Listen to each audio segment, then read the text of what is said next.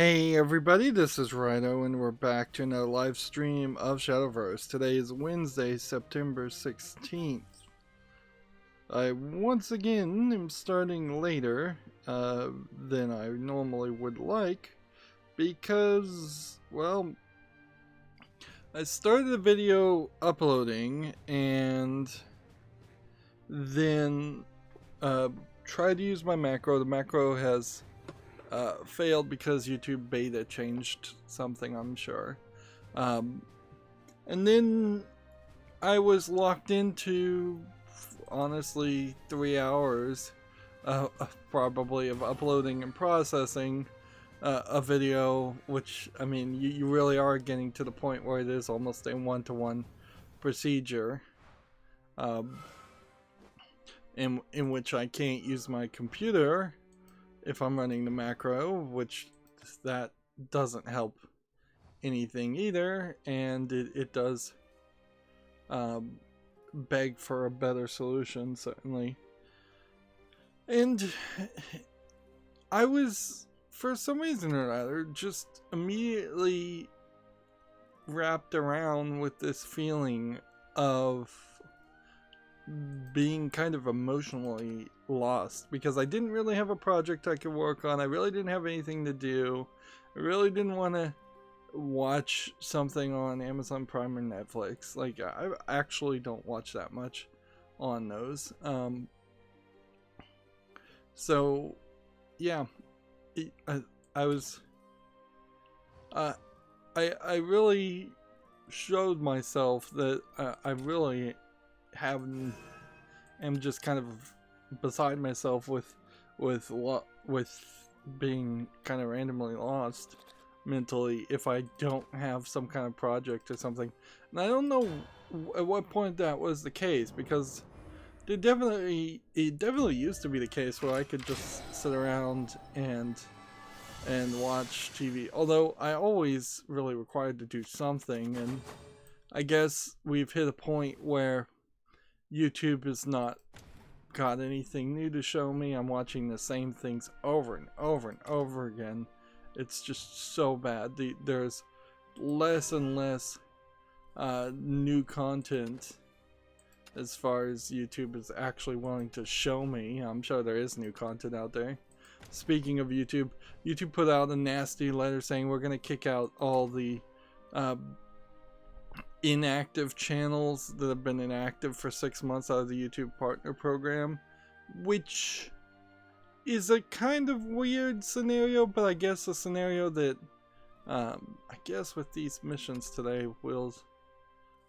should just play Dragoncraft and one Forestcraft and just try to get victories.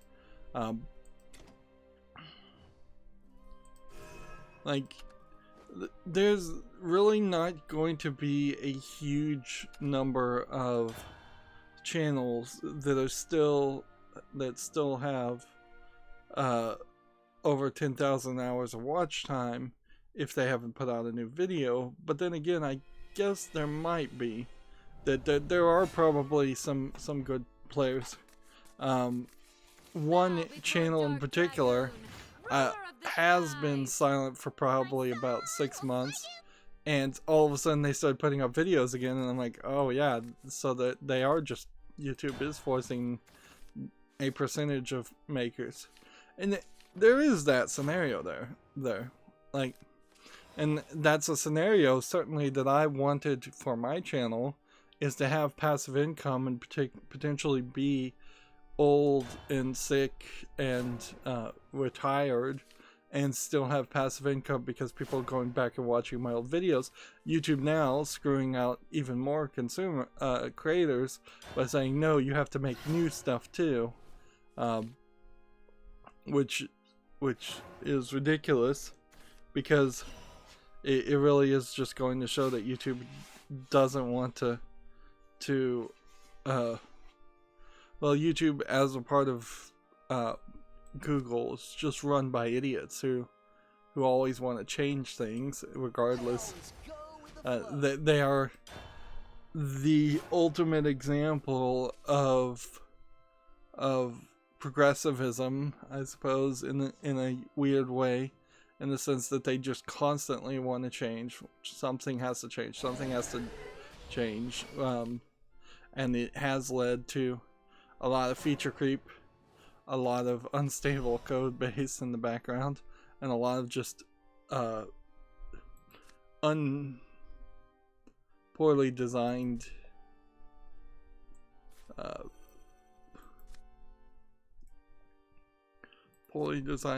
products in a lot of cases.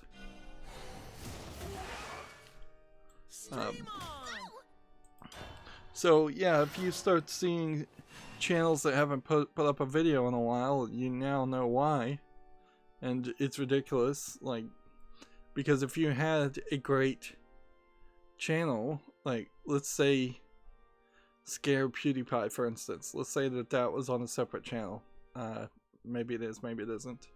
If that's kind of an evergreen content that anybody whoever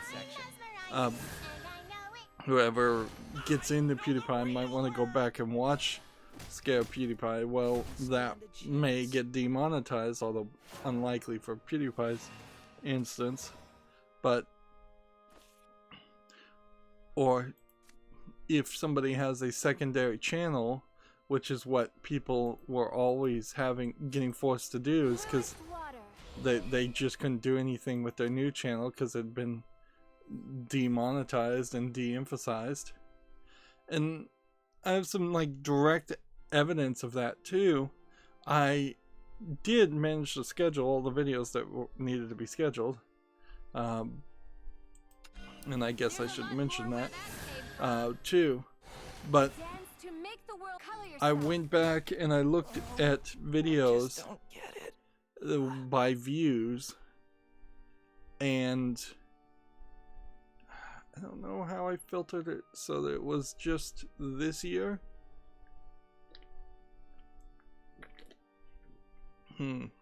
That is a good question. Yeah, I think it just by default filtered it to the videos in the last 12 months or so. And since like December 19th, 2019, I haven't had a single video that's gotten over 100 views. And that is directly in line with the YouTube Partner Program issue and other YouTube changes. That they demonetized all the small YouTube content creators, kicked them out of the Partner Program, and then the algorithm immediately de-emphasized showing those videos to it. And when I have streams where the average watch time between two people is 2 minutes, I can't really feel like I'm the one to blame there, that I'm making bad quality, because people aren't even giving me enough time for that to be considered the case, in my opinion. Like, unless my voice is just so freaking annoying that in less than a minute everybody leaves, or my gameplay of this fairly popular game is just so not what people wanted, and that might be an algorithm thing too. With Shadowverse, since it's so popular in Japan, maybe there are Japanese people that are trying to watch Shadowverse, but then they hear an English speaker and leave immediately. Can't really do too much about that either.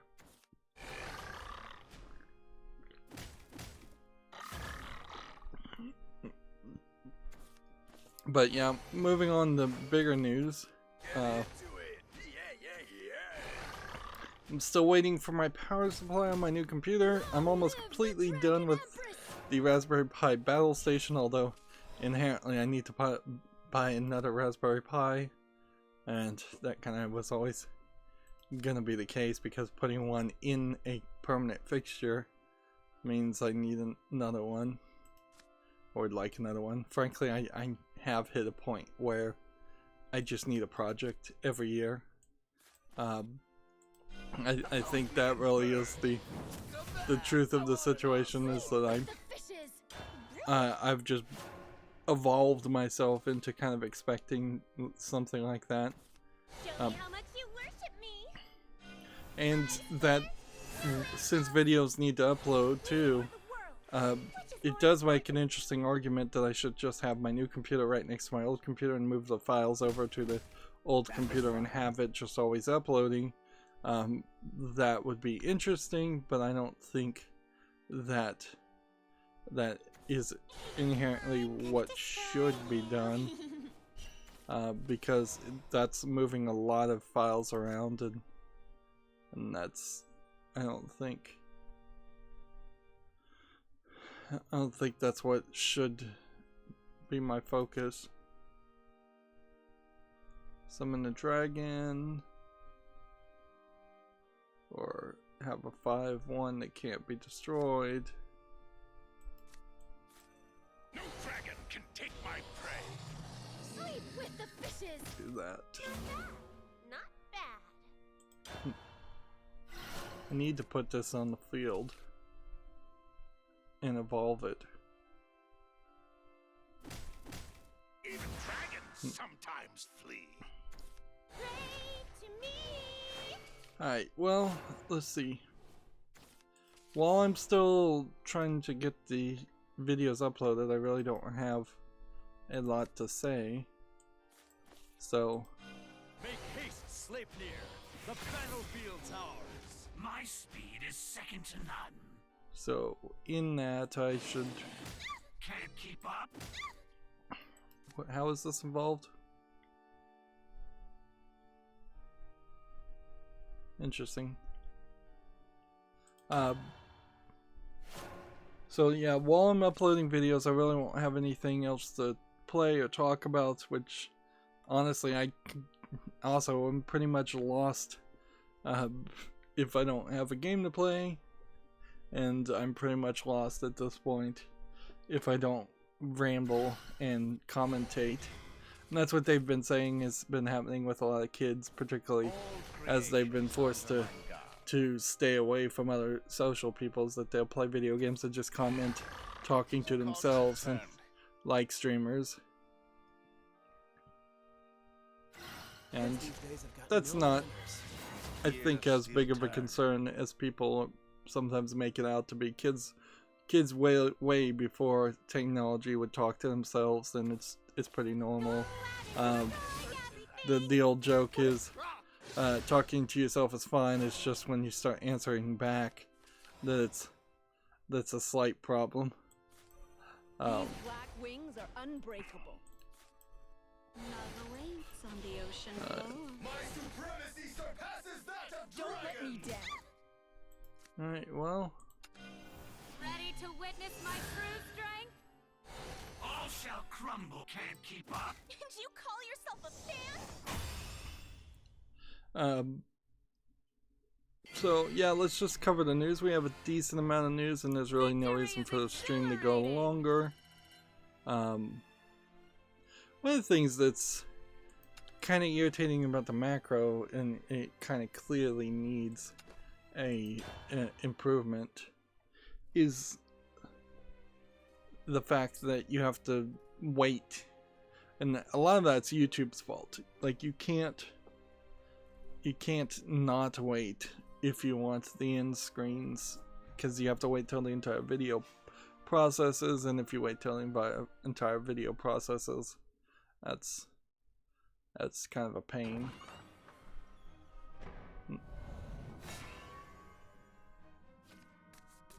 But I think that is probably the case. This one's for my family.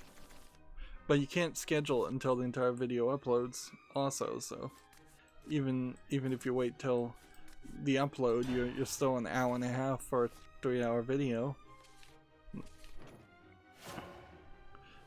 Maybe I messed up my quality of service on my internet too, and that's slowing it down, but it's always been slow. Upload's always been slow, and I just really haven't been uploading any videos since people have had to do all the zooming and such. So let's just cover the news. This is probably antithetical to the lead in that there's an Xbox Series X and Series S official websites have been relaunched. even have seen these websites.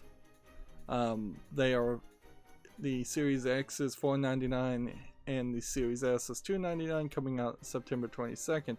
That's a good reminder because to point that out, because Abandon me. PlayStation did their presentation now that Xbox did theirs, and so we can compare the prices as close to apples as we're going to get, which isn't inherently particularly close, but once again, it's the best we're going to get.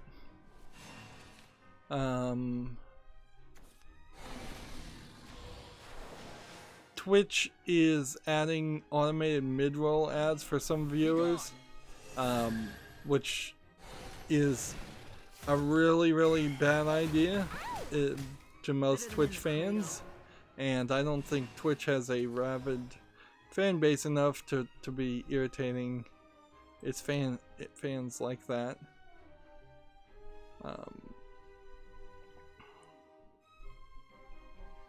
Is there any way to solve this? No, because you do this.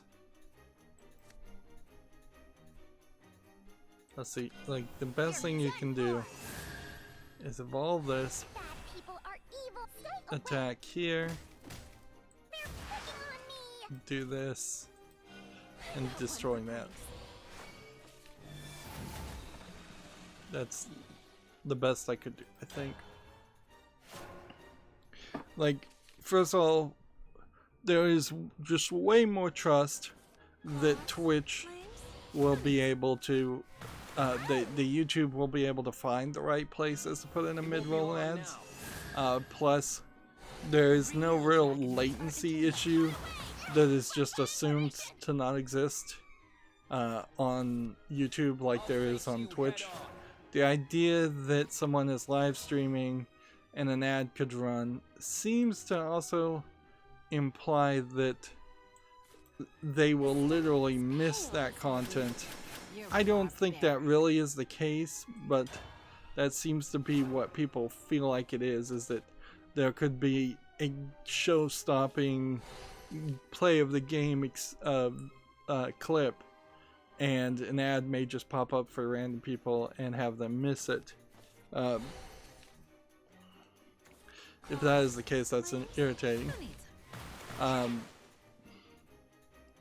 Ads suck in general, of course. Anybody will tell you that, both for YouTube and Twitch. And YouTube has been just cramming more ads and cramming more ads.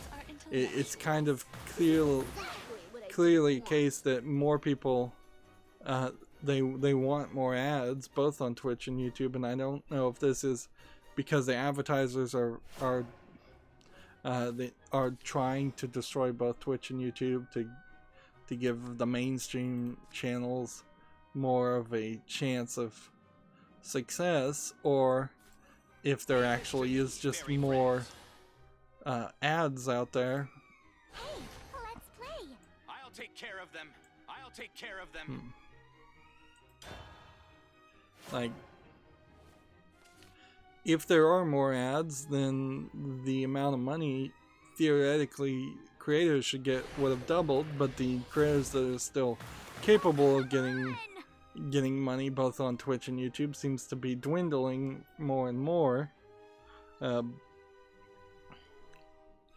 It's a pipe dream, but it would be kind of interesting if a lot of the TV actors and the Hollywood people just had to get out of the business, and TV acting and Hollywood itself just collapsed due to the pandemic.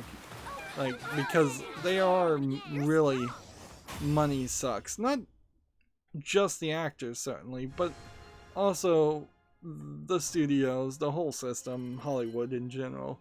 Just huge money sucks that demands ridiculous amounts of money to create their content, and they demand ridiculous amounts of advertising in their content, TV actors in particular. You look at a TV show and it's 22 minutes of actual content that usually isn't even that good, and then 8 minutes of ads.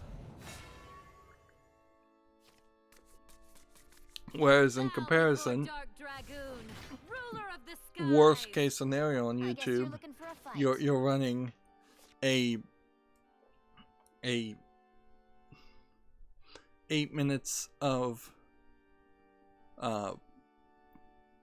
content that again may not be that good, but then you're running one, I believe they have rolled it back to one mid-roll ad that is possibly 2 minutes, but you can skip almost all of them, and if you can't skip it, it can't be 2 minutes long. It can only be like 30 seconds long, and then you have another so in reality most people are watching 30 seconds, and so if you go 8, 16, 24, if you go 24 minutes and every 8 minutes you add 3 effectively 30-second ads, that is a way higher ratio of content to ads than what TV is doing.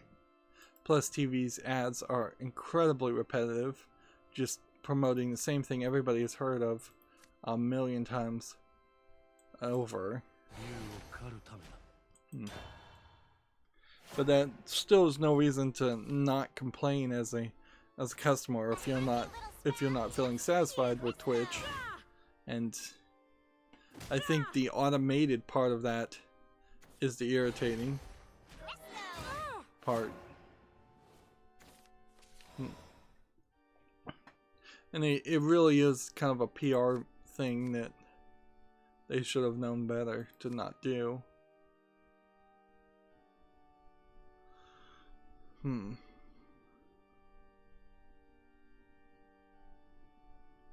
see, what can we do?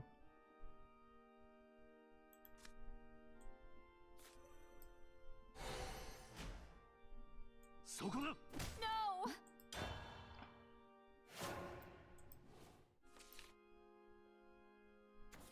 Alright, so we have a game on Steam here called Operation TP, which looks like a low effort dark screenshot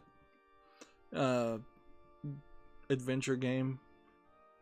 $6.99, English only, way too expensive. Nothing there to mention. The Giant Bombcast was talking a bit. They finally apparently decided to start looking at all the games on Steam, which this is the admission that I think was probably easy to assume, is that they weren't actually looking at all the games on Steam, and they decided to, and they're immediately complaining about, once they opt in to look at the adult contents, they're immediately complaining and very softly calling for censorship of the adult content on Steam that they literally didn't even know existed until they opted to see it. Now, in all fairness, there is a great argument that there's a lot of very low quality adult content on Steam, but I want to say that the call should be, we need better adult content on Steam, not getting rid of the bad stuff. If we're going to get rid of the bad stuff and curate, then the adult content is probably the last thing that needs to be curated, since it's already hidden behind its own element, and hidden behind an adult wall. And there are, for better or worse, there are people that do seem to want like low effort adult content. That there are people out there that seem like they either have more money than sense, or they just don't have Time for me to prove myself. Grant me your strength. have any like self-control.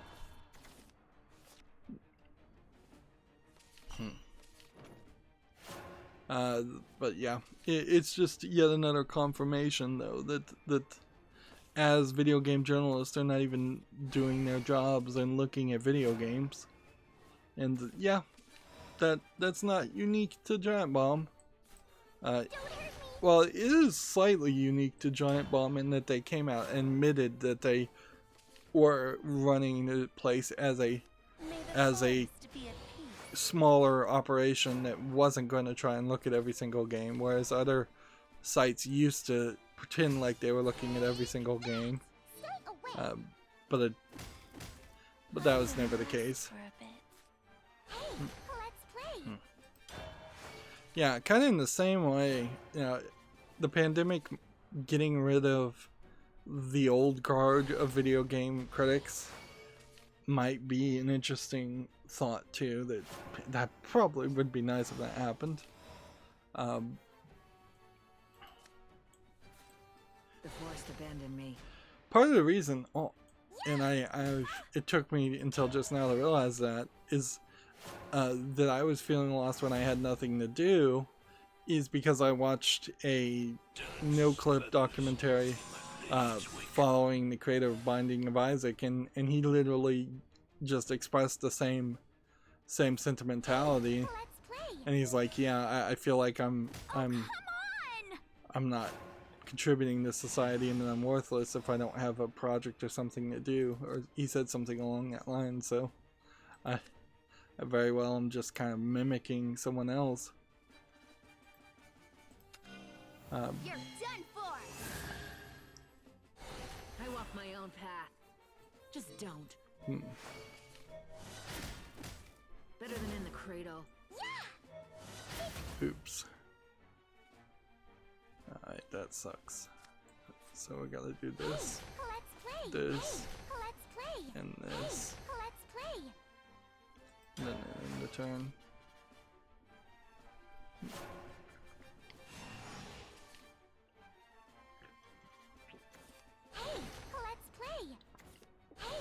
I fast forwarded through some Amazon Prime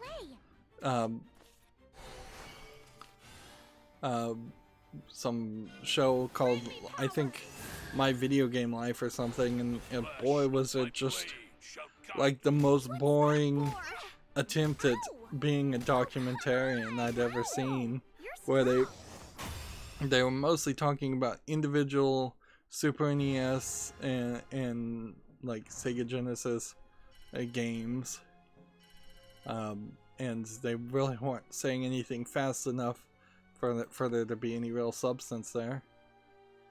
Let's see, I want to see the missions to make sure I haven't already won something. Nope. Am I playing the custom cards, or am I playing the default cards? See,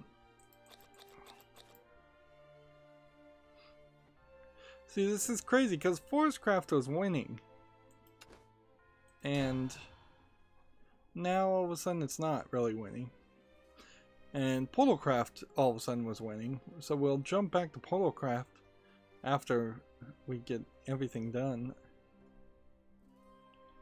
We have a game on Steam here called Final Upgrade, which looks like it's a top-down kind of simulation management, like SimCity type game. $17.99, bunch of languages, way too expensive for the visuals that are being shown there.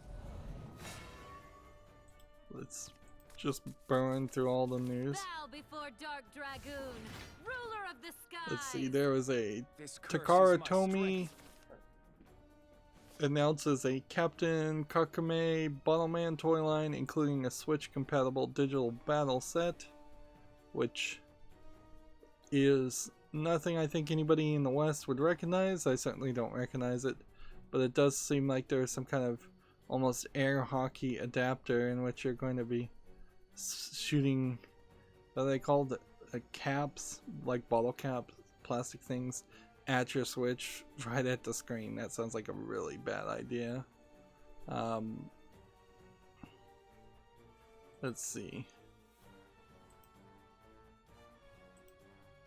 Yeah, this must be a small fad that's going on at the moment in Japan, and Japanese fads come and go. But every now and then we do see a physical media to toys to life type product attempted, and then it fails miserably. So here's a story from Gematsu and reported basically from Jason Schreier and Bloomberg, and it becomes one of two things. Bloomberg claims Sony cut the PlayStation initial production orders by 4 million units. Update: Sony denies the report. They're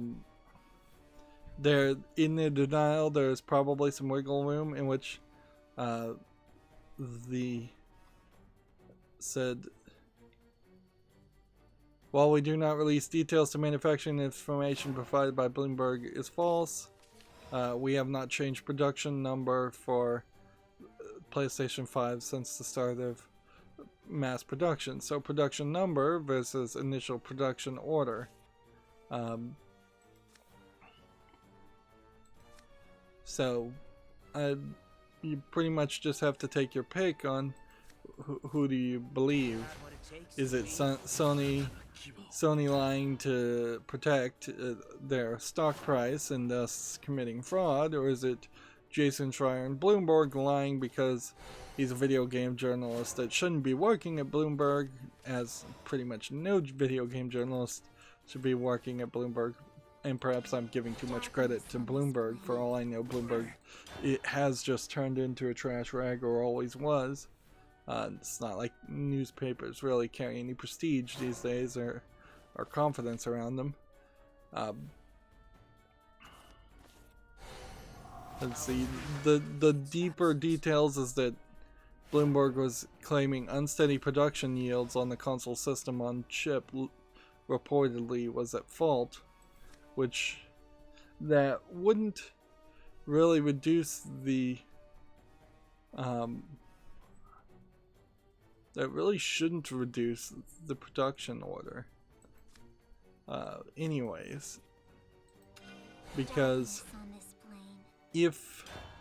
unless Sony owns the factories, almost certainly the contract is to deliver a certain amount, and maybe there's some clauses in there if the factory's yield turns out to be slightly bad, that they will both share the cost in that.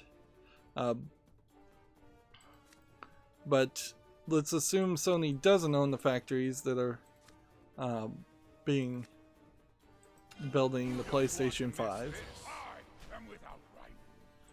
and thus the only thing I could think there is maybe they cut their production order from that factory and shifted it to another factory because the factory was failing to report it. And this would be a chip factory in general, so it's not like there's a lot of other chip factories to go to.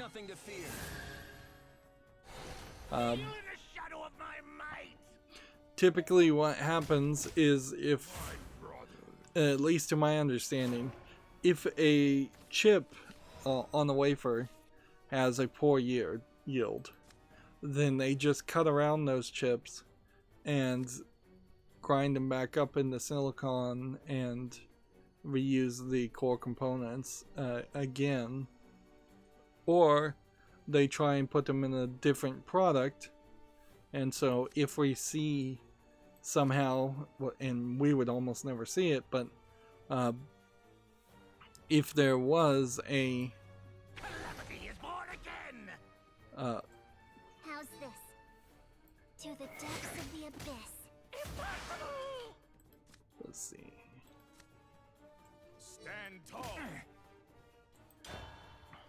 If there was a bunch of PlayStation 5 system on the chips, they came out and were sold to some other product designer, and they just ran a little slower, or they had a little bit less RAM available to them, that would be evidence of poor production yield, but it still wouldn't really change the production order.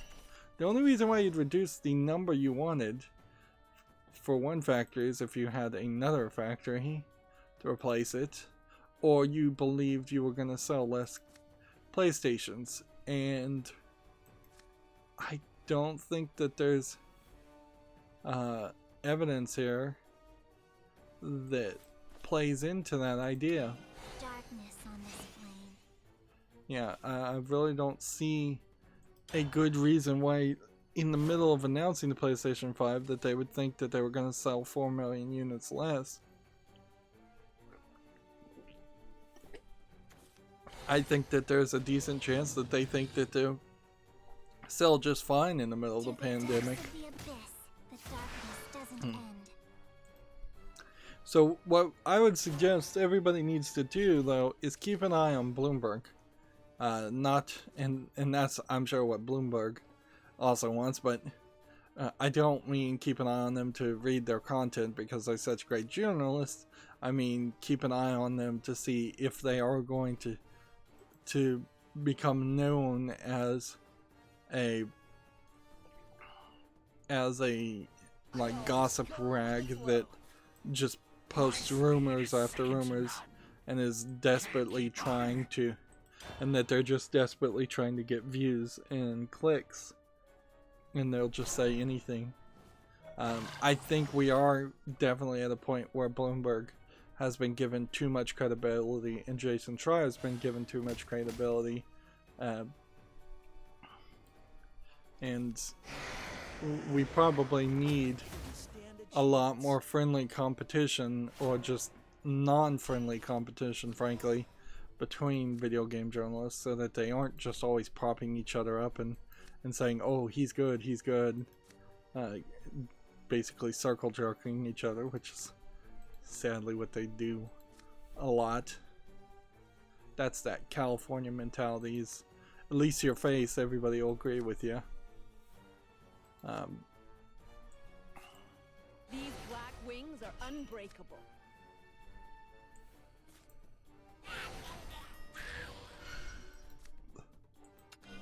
There's a lot more where that came from. My spear will don't let me down. There we go. Minecraft Dungeons got touch controls. I doubt that's gonna help too much as far as Minecraft Dungeons goes, but the fact that you can apparently play it on cell phones,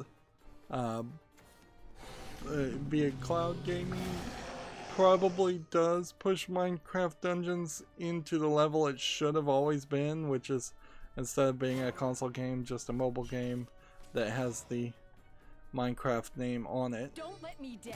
The power, it's overwhelming.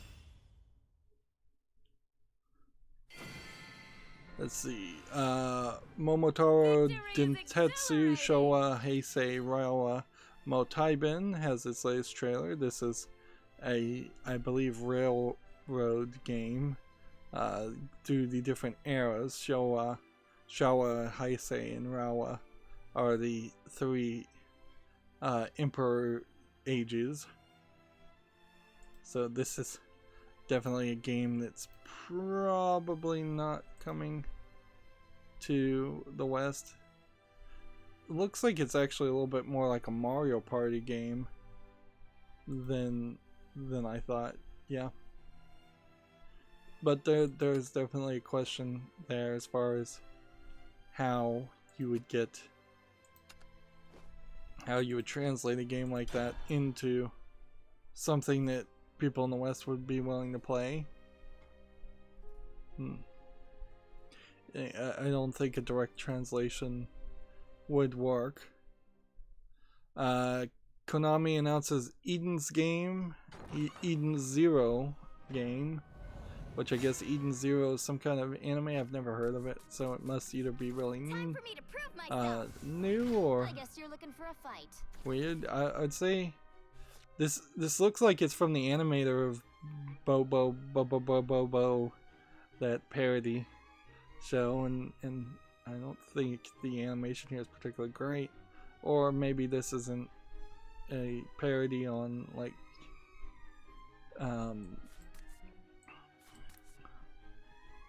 Monkey D. Luffy, what is that one called? One Piece. Yeah. It's illustrated by Hiro Mashima, who also worked on Rave and Fairy Tail. Maybe these are from Fairy Tail. And it's being based off of a manga, which that would explain the graphics being rough here. And I guess at a certain point, I don't hear a ton of news about manga illustrators being capable of transferring themselves to like anime illustrations. So like the art in almost every manga, even like the Pokemon mangas, are completely different by completely different people compared to the animes. And I think the animes are smoother animation drawings very often, not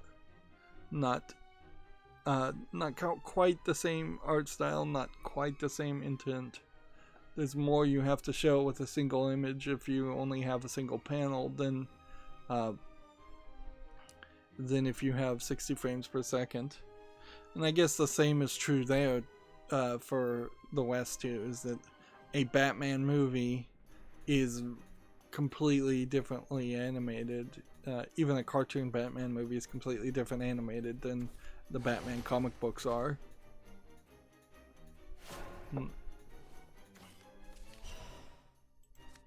Yeah, this is one of those instances where if I could flip my tabs around, I should talk about the most recent tabs and the PlayStation 4 announcements, but in all fairness, the announcements may still even be going on at the moment, so we'll get to it at the end. And Don't hurt me! Hey, let's play! Hey, let's play! A Boys Love visual novel, Taisho Mebius line Tizen is coming to Switch on January 28th in Japan. Which, okay. One more visual novel. Let's see. Play this. That. And that. Next we have a game on Steam here called Bodiless, which this might be more of a artistic experience than an actual game. It does seem to be fairly weird looking, but it also feels like there's an actual attempt at artisticness here, and that this isn't just an asset flip thing. It's free to play, but it requires VR. It was part of a film festival. It's full English and Chinese. Okay, so I would say check this out if this looks like anything that interests you. Although at a certain point, like free VR games on my fall list need to go. I'm almost never gonna get a VR headset. Like, in fact, in this process of buying and working to build a new computer, that would have been really the only opportunity for me to buy a VR headset. Like, I could have thought about that. My new computer certainly could handle that, but it would be another $500-600, and it did not occur to me one bit. Like, no, not one bit to even think about it. Bill Gates' father, William H. Gates Sr., died, and Bill Gates has his own little website where he puts his own little announce. So he has this goodbye, remembering my father, I will miss him every day. You can see William H. Gates Sr. is a very, very old looking man. I don't believe he worked in IT or anything like that.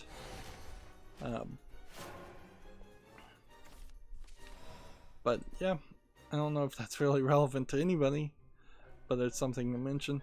I've also seen Bill Gates, after a very long time being accused of predicting slash being part of the Illuminati to create the current pandemic, he started coming out and speaking about medical, what he thinks people need to do to prevent the pandemic.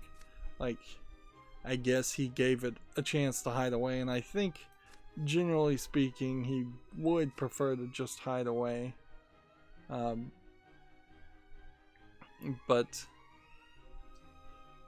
he's not gonna be able to get away with that, unfortunately, because there's a lot of conspiracy theories now centering around him, and it's kind of ridiculous that the conspiracy theories are centering around him, considering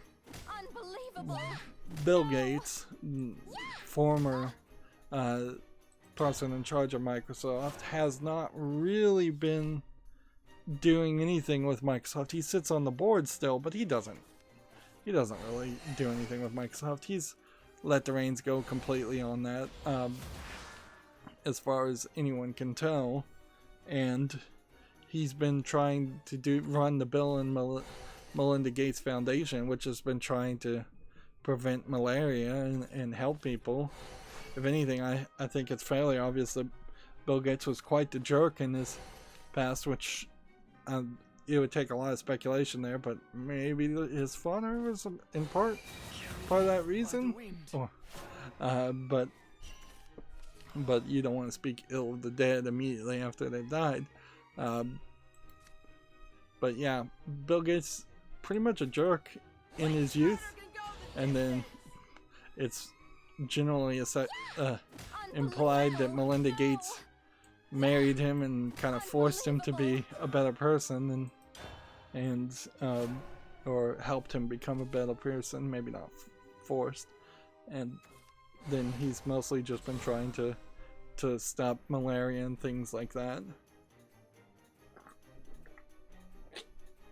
And that's the only reason why this conspiracy exists at all, is because in one presentation he talked about the coronavirus, which there's been multiple coronaviruses in the past, and he was talking about one of them before the COVID-19 happened, and I did it!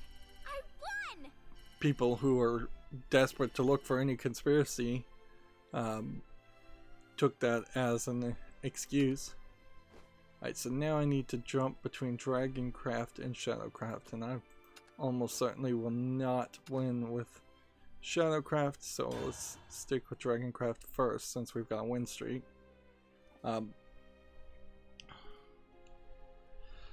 Moving on, Sony PlayStation as a lead FX artist. Oh, I guess it is worth mentioning that there is YouTube channels that have been flagged for trying to debunk conspiracies, because the algorithm is flagging them as promoting the conspiracies, Where my parade dances, heads which roll. is pretty stupid, frankly. But that really is how the algorithm would just go, and that shows why censorship in general is bad, and why SJWs that run YouTube, as much as SJWs in general, pushing for censorship is a lazy, bad concept. There's just no sunlight to disinfect if you're literally stopping people from arguing against bad thought and bad ideas. And yeah, We won't give him an inch. there is an issue, certainly, I think, in the United States democratic process too, that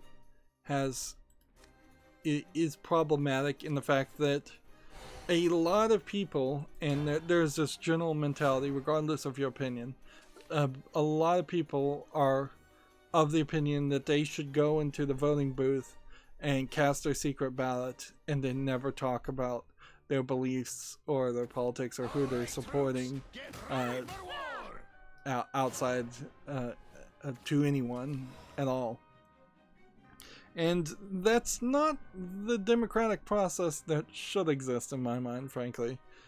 You don't really get change if it is just a case of politicians are the people that get to talk politics. Politicians are the people that get to try and are the only people that get to try to change people's opinions. Politicians and the news media and propaganda from it. The news media. Like, everybody, if for democracy to work, in my opinion, everybody has to be willing to stand by their vote and argue, to a certain extent, their opinions. Because what it has created is a lot of people, and I think anyone can admit this if they're being intellectually honest at all. It has created a lot of people that have not thought their opinions through at all, and they are just like, yeah, I believe this, and I know I'm right, and I'm not, but I've done no real research, or I've not been challenged, and I refuse to be challenged. That's not academia. That's not growing intelligence. It's just kind of brainwashing, and I kind of believe that at a certain level the secret ballot should be rethought in democracies. Perhaps the best system that I've thought of is that there is a random chance that your opinion will be publicized. So you go in the voting booth, there's a camera in front of you, they ask you directly to hold up your voting ballot and state your name and say how you voted. That stops a lot of misvotes too, certainly. And then that video just gets put in a roulette wheel, and at the end of every day, or at the end of the voting period, you might just end up on local news as to you voted here. Because if you literally are ashamed of your vote, you know it's wrong, then you know you're not voting your true conscience at that point. If you're not willing to defend your opinions, and then you, in my opinion, probably don't deserve a vote in the first place. The United States has gone from a country in several hundred years where just a few hundred years, I guess, would be the emphasis there. They've gone from a country that was willing to start a whole revolution to get away from a lack of representation, so that they wouldn't be taxed as much to sell alcohol, pretty much, and so a bunch of bootleggers and moonshiners became the founding fathers, and the whole country was willing to go along with that too. Like, people were willing to sacrifice their lives for the ability to vote, and people were willing to debate it completely. Now it's just done in secret, which opens up the realm of corruption on both sides. Like, nobody knows if their votes are really getting counted, and the only way you could do that is for people to come out and be shown as to how they vote. Because if you found out, for instance, that everybody around you is voting exactly opposite of you, well, maybe at that point you realize, oh well, maybe I should not be surprised when my vote isn't going the way, when votes aren't going the way I think that they should, or maybe I should move, or maybe I should rethink my way of thinking. But it's so much easier for people to simply just throw up their hands and give up and Shall return. create scenarios where they can just devolve into, oh, I'm powerless, This victory is a testament to your instead of strength. fighting for what they believe in. You know, it's a wimpiness. There's a political wimpiness in the West, whereas other more growing countries, I would say have been willing to fight for it more. I'd say China is kind of a even more extreme version of that too. It's like Chinese people, Hong Kong people are getting killed and arrested by the hundreds to have self-rule and votes, and people keep forgetting that those protests are still going on. Come on. I guess you're looking for a fight. Whereas mainland Chinese people have lost that fight pretty much, and they're now under a new emperor who is pretending like he isn't a new emperor. But yeah, that's getting too much into politics. Also, I'll say, I was about to stream and then I fell asleep, so if someone's posting in the chat, I'm not seeing it, so apologies for that. Although, last post I got in the chat too was just somebody typing in the word yes, and that's very confusing to me in the sense that the last stream claims to have had 2 minutes total of view time, so somebody literally, somebody or a bot literally came on the chat, typed in the word yes, and then left before I would have even finished the sentence, because let's face it, I'm not going to finish a sentence in less than a minute. I'm far too big of a blowhard on that. Let's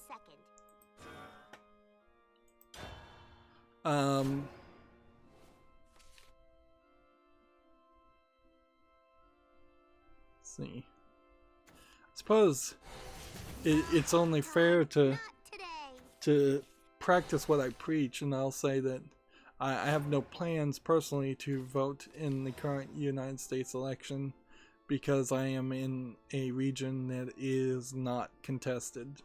So there is kind of no point to doing that, and I have a true fear that they, legally or not, grab people off the voter rolls and give them jury duty, and I don't want to have to fight around my inability to do jury duty, because I couldn't do it. But I would also have to fight very hard to be dismissed, and amongst everybody else that doesn't want to do jury duty. I could and would be willing to do it if I could sit in a chair for prolonged periods of time and not have to go to the bathroom all the time, but that's just not me.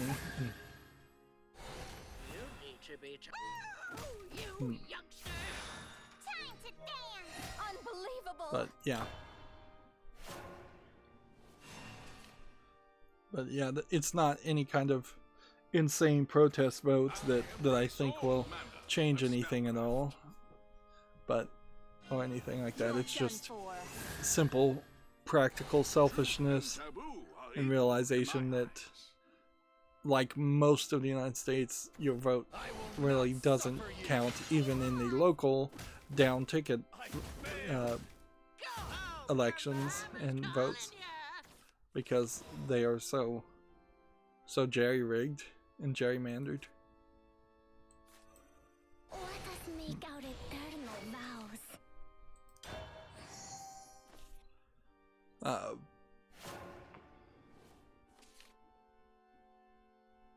See, Gamma Sutra has an article here. Join Sony PlayStation as a lead FX artist. This is in Bend, Oregon, which is a little weird for a Sony game.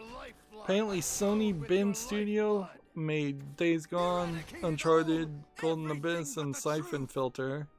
I've really only heard of Days Gone, but it does kind of show that they are scaling up some of the more non-California Sony offices, as they're trying to have more launch day titles, which clearly that has been a concern for Sony in particular.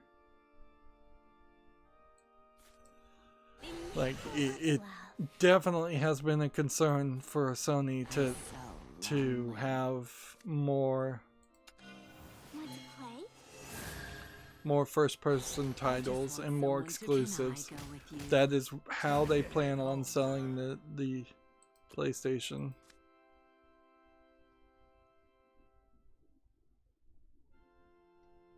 I can play this for one and put a 1-1, or I can wait. Moving on, we have a game called Artifacts, which is this. I travel in search of the unknown. And I start going on a rant on the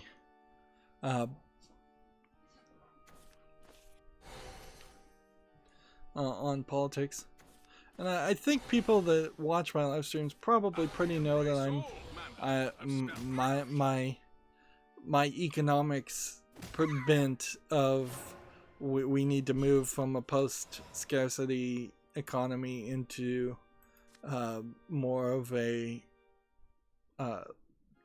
for lack of a better term, socialist economy that just gives people credits for like food stamp type credits for food, clothing, and shelter, and then jobs should just be something you do for extra cash to do entertainment things. And frankly, at a certain point, I think a entertainment credit is just as valuable as anything else to give it. Destiny of death, feed me. Because particularly now, we're gonna see a lot of people that will just never be able to really re-enter the working job market. So there really isn't a politician in the United States that is even close to the level of social services that I think should exist. If anything, I should move to Europe if it were so easy, and like move to some place like Sweden or something. Of course, that's pretty impossible to do.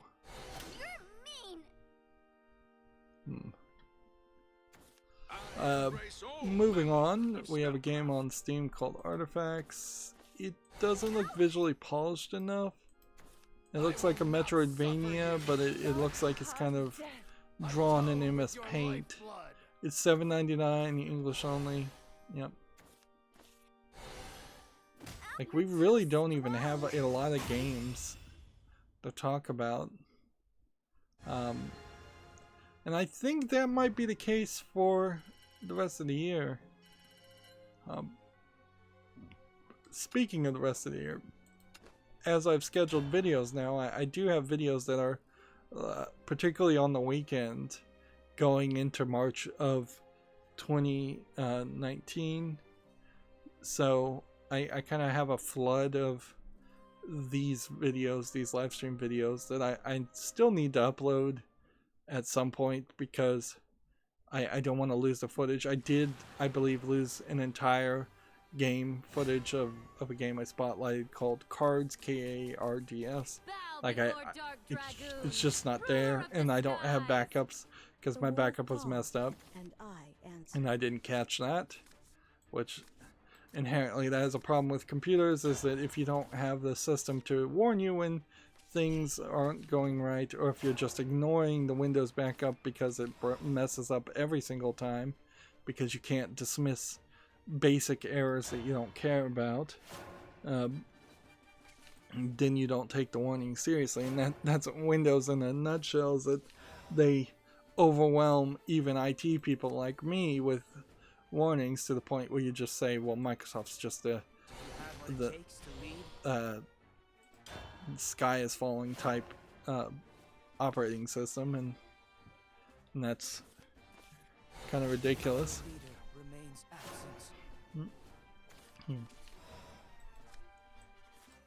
I always go with the flow. So yeah, Next we have a game on Steam called Memory Card Monsters. Yeah, I don't think we're gonna get a lot of announcements. We don't see a lot of memory card games. This doesn't look particularly good. I kind of like this little character animation, but it's probably just an asset flip of some other RPG content. It's 79 cents, so the price is right. It's English only. But then there's expansion content, which would actually bring up the price to $5.48 plus 79 cents. And that is way too expensive. Burning flames will freeze. Stream on! So once again, a game that's not going to go on the fall list. Actually, we might be in a good position here, where if we're still going to be doing daily quests, and we haven't been going that long, I could do another of the wishlist cleanup, which it definitely needs to be finished, or should be finished before the video game sale. And I definitely am like just questioning how much I'm gonna buy at the next video game, at the next Steam video game sale. Do you want to play this, or do I want to just wait? Gamasutra has this article. Take-Two CEO questions cloud gaming hype, claims tech won't be transformative. I travel in search of the unknown. I would argue he's right, at least for the next generation. Like, Of the future. at best, Of the future. here, somebody is on the chat. Let's see, somebody puts, let's see. Bundy Tanner says, why is there always barely any viewers? I feel bad. Frowny face. Me too. Like, my best guess is YouTube just hates small-time creators that actually try. In the sense that my channel is very unique in that it has like over 5,000 videos, and I've covered a bunch of games, and I've gone around and played different games instead of being something like a Minecraft streamer that just does Minecraft video after Minecraft video after Minecraft video. Like, For the sake of the future. there's just been, I think, so many views that it snowballed. So many videos with no views at all that it just snowballed. The only thing I could say is get people to subscribe to my channel so that I could get up to 1,000 subscribers. If you can do that, they don't even really need to watch my videos. But if they do want to watch my videos and help me, there is an everything playlist or latest video playlist on my playlist tab. You could start that and put it on shuffle and just have that running in the background if you're willing to waste your bandwidth like that. And it would be nice if people actually watched it, but there is just a level of view manipulation that I think every successful YouTuber has done. They don't. They catch you pretty well if you buy bots and buy subscribers. But when you start every single YouTube video with a content creator telling you to like, share, subscribe, hit the up like button and all of that, there's a reason for all of that, because that all tells the algorithm to check it out.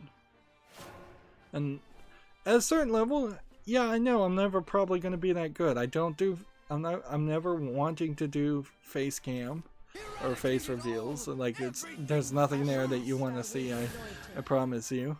I don't waste a bunch of money and time like editing videos when I do the pre-recorded stuff. I don't want to spend my life editing. I don't have the artistic skill to do thumbnails. Thumbnails probably are a huge part of it too, but it's pretty unrealistic and unfair for me to try and ask somebody to to make thumbnails for 5,000 videos when I couldn't pay them at all. Like, and all I could do is make some very nebulous promise that if my YouTube channel ever made enough money, I could give you like maybe a one-time payment of maybe a couple $100 for what would probably be thousands of dollars worth of work. Same is true for an editor. Like, if my channel was really successful, I would just hire somebody to be a editor and a video and a like thumbnail creator. Create 2 jobs there at minimum. But yeah, it would be nice. I'm also very inconsistent because I have insomnia, so sometimes I stream every Monday, Wednesday, and Friday, but I don't stream at any specific time. So sometimes it's like 10 in the morning, sometimes it's like 5 in the evening just because I fall asleep. Sometimes it's at noon. So there's a lot of things I do wrong, but everything I've done wrong to my channel has been amplified and taken out of context by the YouTube algorithm to just effectively deplatform my channel.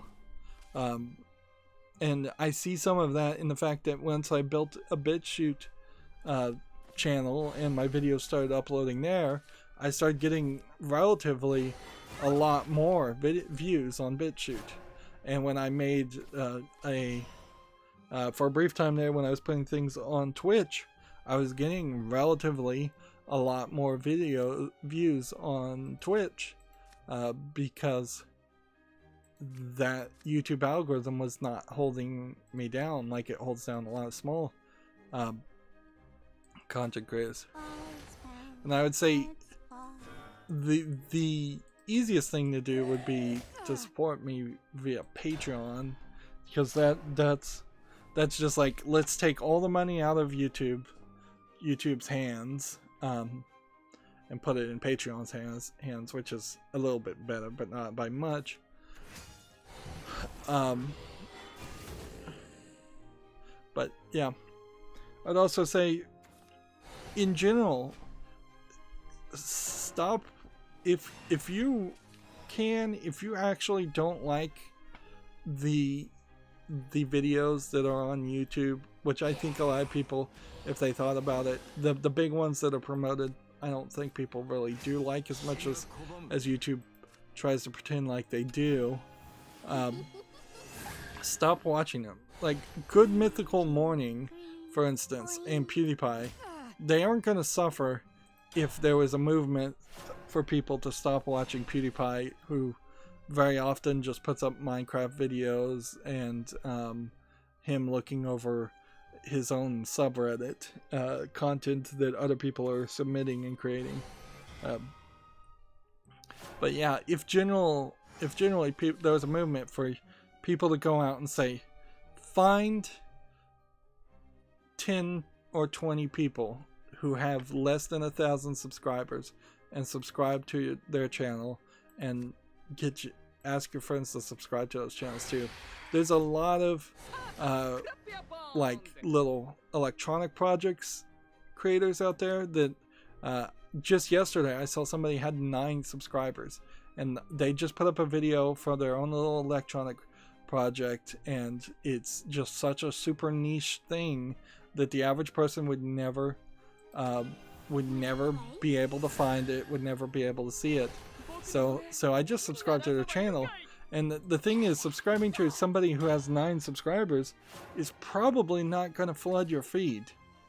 They don't even want you to look at your feed on YouTube anymore. They hide it from you and they manipulate it so it's not accurate all the time. But yeah, YouTube is constantly pushing me to watch things that have over 1 million subscribers, or videos that already have 500,000 views. If there's a little bit of a sanity check there and say, hey, I don't want to watch this Cardi B music video. In fact, I'm going to just tell the algorithm by clicking that 3 dots that I am not interested in this video. We need to have a concerted effort to tell the algorithm, quit suggesting big things, quit suggesting things that that you're making this self-fulfilling prophecy around because Who trained you? because you're not offering anything else. That would be ideal, and any little bit of help helps, certainly. Like, and at a certain level, financials should be a concern, but honestly, like, I would much prefer if somebody could get 20 people to all subscribe on the same day to my channel and hope that that affects the algorithm more than somebody supporting me for $1 or $10, or even like if there's somebody wanted to be crazy crazy generous and support me for like $100 a month. Yeah, that would be nice, but like I'd kind of rather see my channel subscribed than me just to have financial support. I would prefer to have 1,000 subscribers and be back in the YouTube Partner Program, so that at the very least YouTube would then show content to people, because it just totally isn't. Yeah, and it definitely feels bad as a content creator too.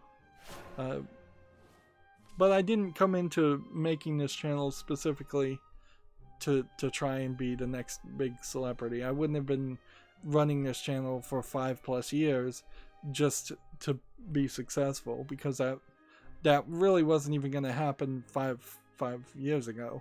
Like, the chances of you being a breakout success on YouTube is practically zero.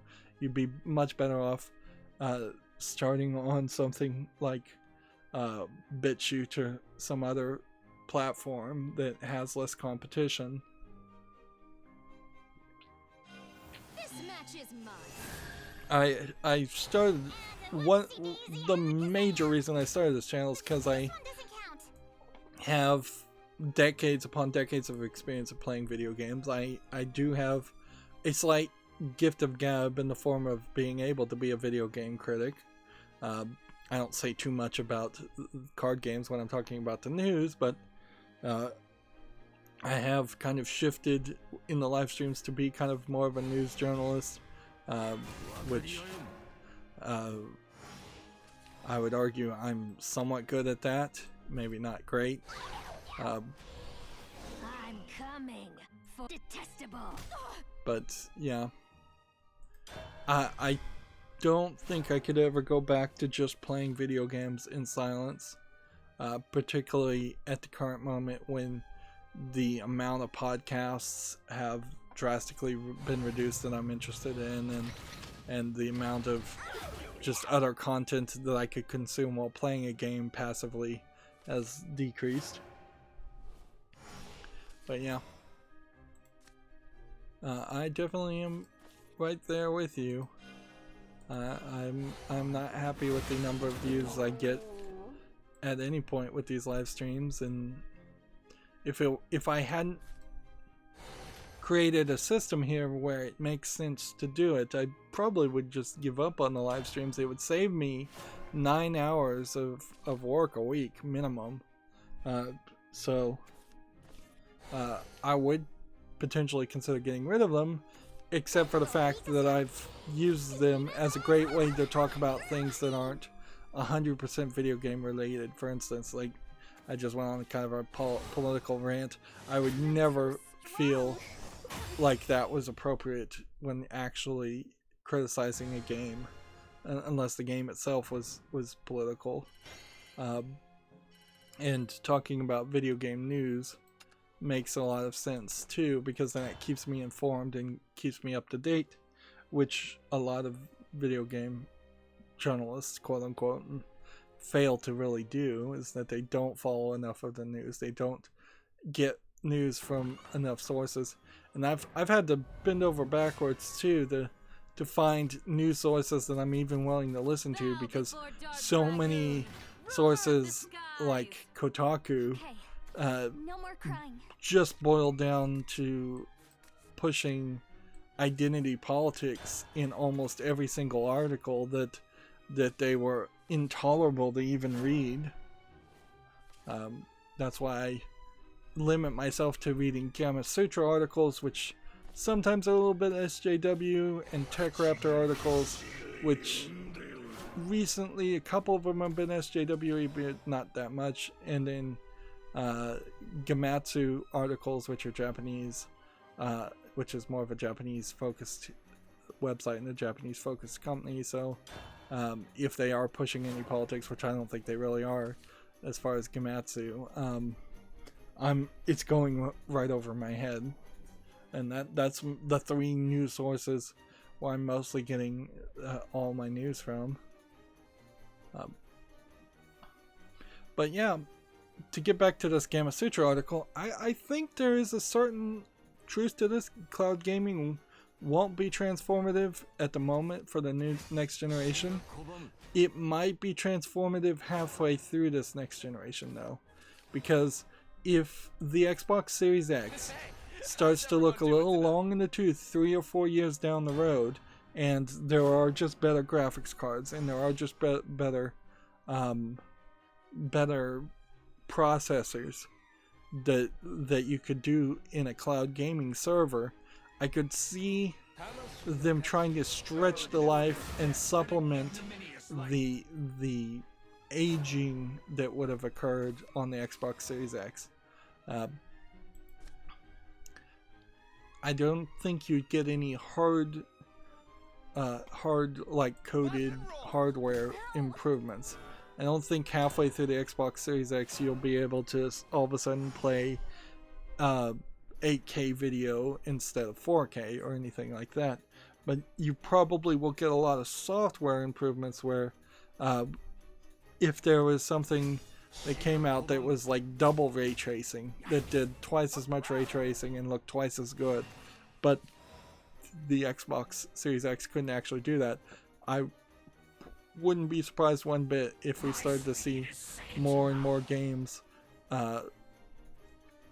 going through the cloud gaming route and supplementing that. You can definitely see in the announcements of the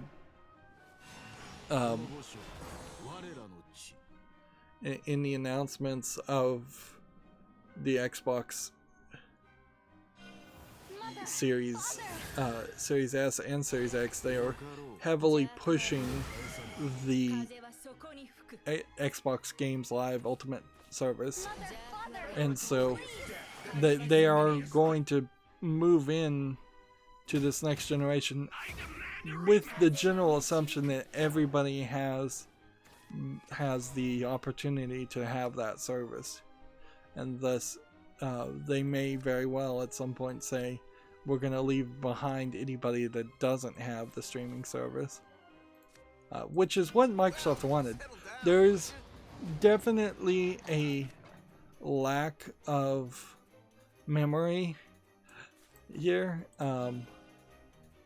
in the fact that Microsoft is now doing exactly what they tried to do previously, which was to have an always online service that had just incredibly high DRM, not DLC.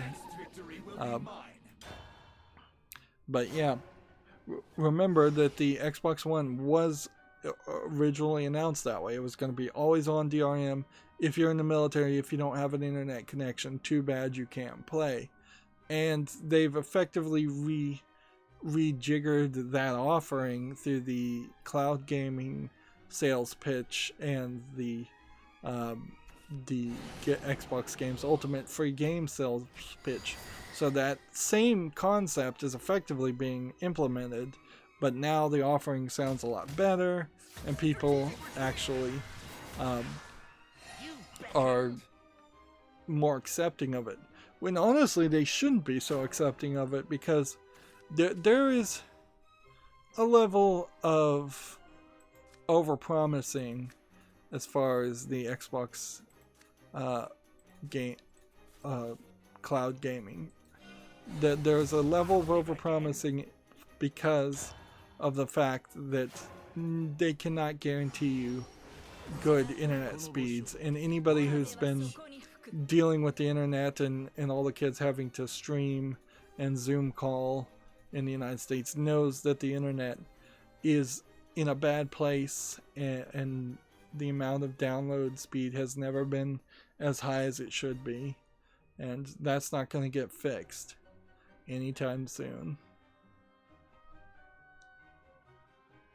On the other hand, what is Take-Two doing? Like, if somebody's going to come out and be critical of a technology, there is a question here to say what are they doing in competition to streaming, because I don't think Take-Two is doing anything. They're just trying to criticize something because they don't want to sell their games on streaming platforms, and that definitely is an indication that if you are going to get on Stadia or xCloud, there probably is a decent chance that Take-Two games will not be available, and that we will have a streaming wars, very much like we have with Amazon Prime, Netflix, Hulu, and all, and CBS All Access, and all those other things, Disney Plus.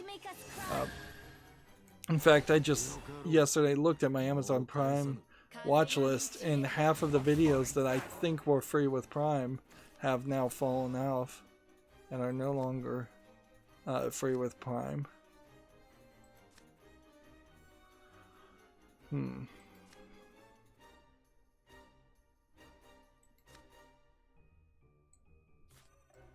Calamity is born again! Strike Game 2. You have I don't think... angered me. Does Strike activate after this attack? Nope, it activates before. Interesting. TechRaptor has an article here. The Invincible revealed as a new sci-fi game from ex-Witcher developers. I think this is important to remember that what they probably mean by that are developers who worked on Witcher 1 and 2. Actually, I'm wrong about this. It's a new game developer studios called Starward Industries from some of the developers, and some is the key word here because it may have been the bad developers for The Witcher 3. Although, it'd be kind of hard to make an argument that there were any bad developers in Witcher 3. If these were the developers that created the whole mid-section of The Witcher 3 where you had to get in the boat and go around the ocean quite a bit to find sunken treasure, then that would be about the worst developers, I would say, in Witcher 3 that we saw, we could guess externally.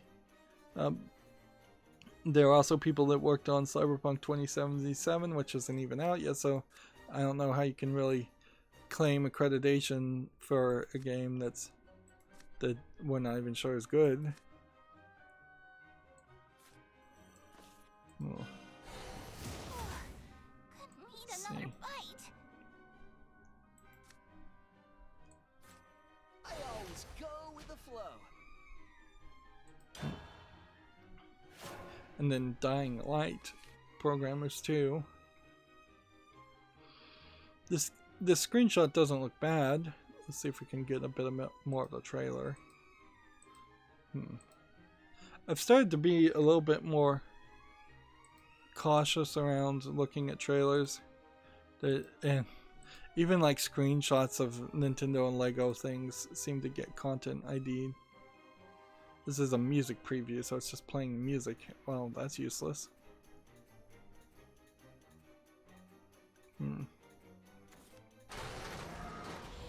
Alright, well, there's no actual video footage of it. So we'll hear more about the Invincible later. This victory is a testament to your strength. TechRaptor has an article here. Rocket League free-to-play release date and an EGS coupon revealed, which I don't know what EGS stands for.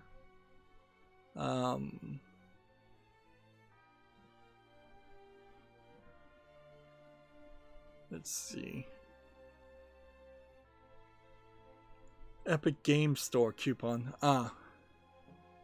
People who add the game to their Epic Games Store library will receive a $10 coupon valid on games priced $14.99 and up. So people who get the free-to-play Rocket League literally at that point get some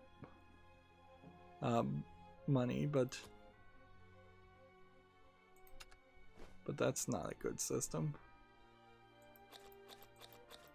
I'm gonna come over here and try to play default Shadowcraft. I probably knew this at a second, but I'd like to know if Rocket League is going free to play on the Switch, because that's the one place where I think it would be really effective. Is kids that are bored and looking for new games. I think at that point there would be there would be a great way to increase the number of units you've shipped effectively without really having the kids have to spend any money up front, and then since it's going free to play, you're gonna then try and convince the kids to spend a bunch of in-game currency on skins and things.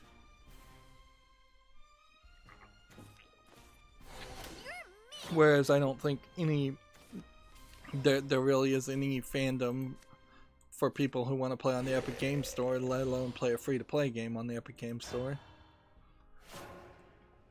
Microsoft is doing some things here where they've given some items to Unbox Therapy.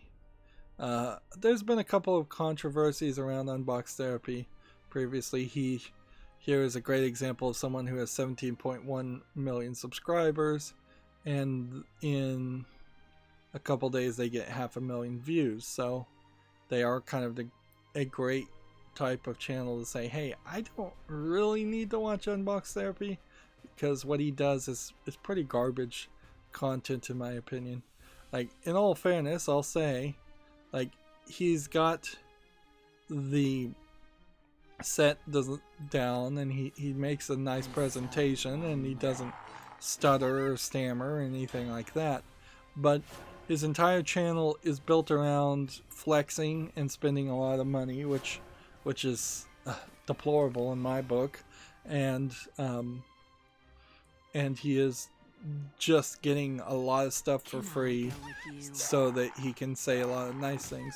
There's a YouTube channel called Crazy Russian Hacker who does a lot of footage like Unbox Therapy, in the same way in which he just says everything is awesome, everything is cool. You almost never come out with a negative word to say about anything. And really they're just effectively paid shills. Even if they're not getting directly paid, they're getting free access, they're getting free review products that they don't have to return. They're getting views by being given a review product that maybe they have to give away, and then they could get more views around that idea too. There's a lot of ways in which you're legally actually getting sponsored by a company, and people try to dodge around the idea that they're making sponsored commercial products when really they are just making sponsored commercial products. And yeah, that's one of the reasons why I've the one time somebody offered me, a video game developer offered me a code, I didn't even see the email, so I didn't respond in time, but I had already played the game and already purchased it myself. But that certainly was the first point where I thought to myself, hey, do I want to go down this route? Do I want to have to disclose that I got this game from a developer? And the answer was eventually, after thinking about it, no. And so I very early in my career decided not to accept any support like that. Also, I find it irritating to do unrelated ads, but that would be the only kind of ads I would do if I was going to do any, is sell something like VPN. when talking about video games that's fairly unrelated. And I don't think I'd even want to do any of that. You're mean. But yeah, the only thing that I ever really need to disclose is if somebody gifts me a game, because I ask my fans to friend me on Steam and give me either a gift card or a game, and that's not a hard thing to disclose, to say, hey, someone was so generous that they gave me a game. The hard part of that is then I have to treat it like a video game and treat myself like a video game critic. So somebody will gift me a game, and almost inevitably I will have negative things to say about the game, and I feel like that people often aren't prepared for that response, and that they kind of expect me to say, oh, I loved it, it's the perfect game, 10 out of 10, which would be incredibly dishonest. That's something you might do in real life, but you don't. I can't do that, as I'm trying to make it my career to be a video game critic. The king reigns again. Like, honesty in all things was something I would like to see always. In fact, even in real life, if somebody gave me a crappy gift, I would like to be able to just say, oh, okay, well, it's the thought that counts. Try to spin it as much as you can, but not directly lie. Whereas, once again, Xbox therapy, fairly dishonest in the fact that it only says nice things, often only spouts just scripted selling points. But I can't really blame Microsoft for advertising. Soulless corporations like Microsoft, like all corporations, do these things, and as long as we make allow advertising to be legal, I can't really argue against it. Now, there is a deeper argument that maybe advertising should be illegal in totality. Like, there is, I think, a lot of popular support for drug companies in the United States to not be allowed to advertise drugs. Drug companies like tobacco companies, cigarette companies, all of them. At a certain point, I think you could extend that same health mentality out to fast food companies and say that there is a decent argument to say that fast food companies should not be allowed to advertise either, and particularly since that hurts small restaurants, which honestly I think small-time restaurants and small-time delivery food services are better than franchise restaurants. Like, there's an argument that almost any product, like plumbers, electricians, things like that, any of them that are advertising are passing on the cost of that advertising to the customers, clearly.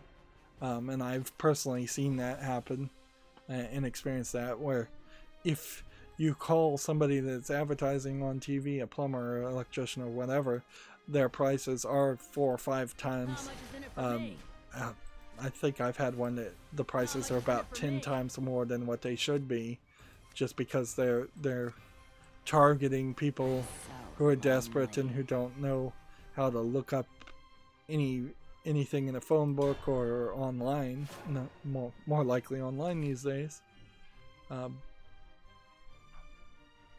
So yeah, we probably would be a better society if we just said people can't advertise for anything. There's literally nothing that needs to be advertised. Like, if you don't know you need it, you don't need it. It's just that simple. And that would reduce a lot of wasted expenditure that exists in the world. You're too strong.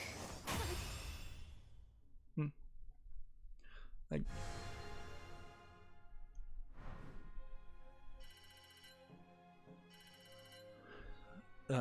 even when you're talking about like the Xbox Series X, Like, people know that exists just from the news reports. People that care know that that exists. So there's if the PlayStation 5 and the Xbox Series X couldn't advertise and the Switch couldn't advertise, all that would mean is that there would be a lot of happier parents out there that had kids that didn't know what they were missing out on. And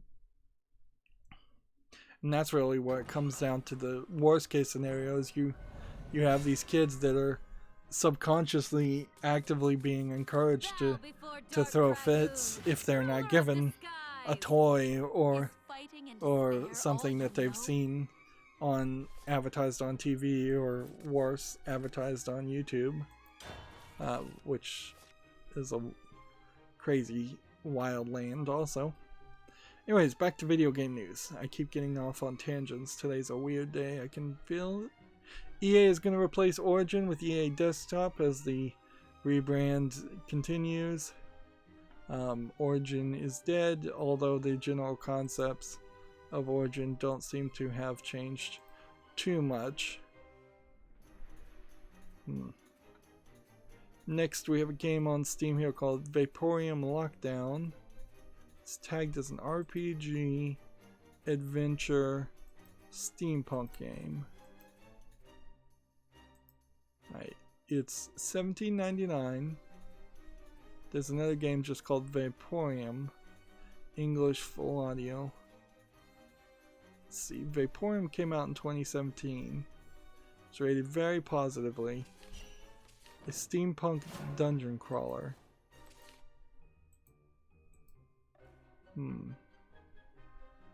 Well, I'm gonna put this on the fall list. This is one of those hidden gems that potentially exists out there that I've missed. And honestly, I don't think I've missed too many games on Steam that have been on my wishlist or follow list, or that it should be on my wishlist or follow list. But there's an occasional thing here. So, Vaporeon Lockdown is a grid-based dungeon crawler RPG in an original steampunk setting, which an original steampunk setting is an interesting idea. This character is moving incredibly slow.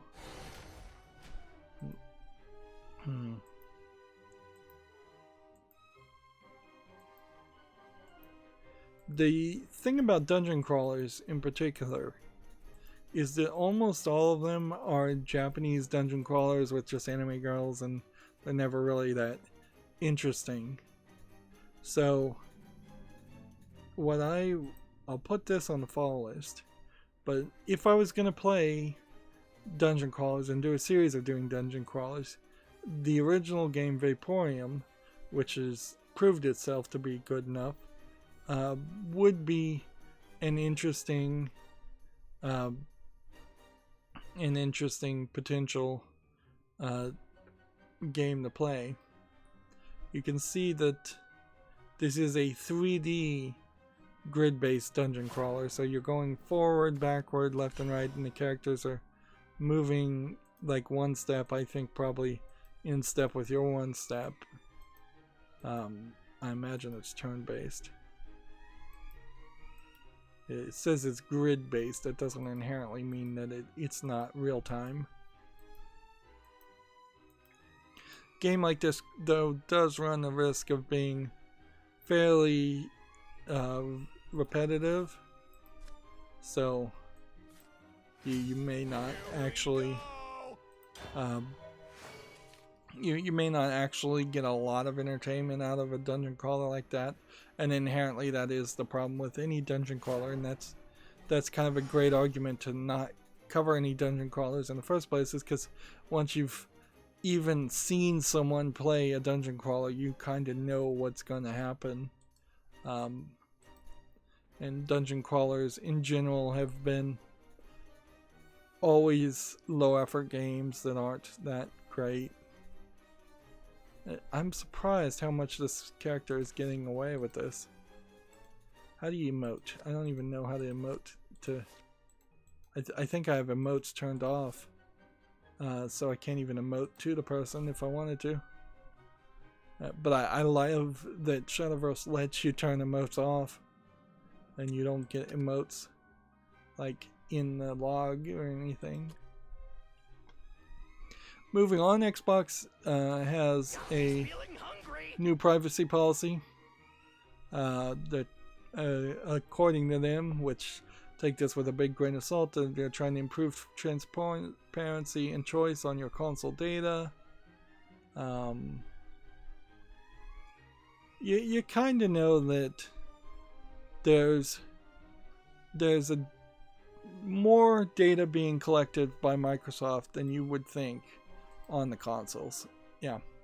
Now, is the data really high value data? No, because unless you're talking through their chat service, either typing or speaking, you're not adding any unique new information, and anybody who's listened to chat knows that the information that is spouted is not unique or high value information in the first place.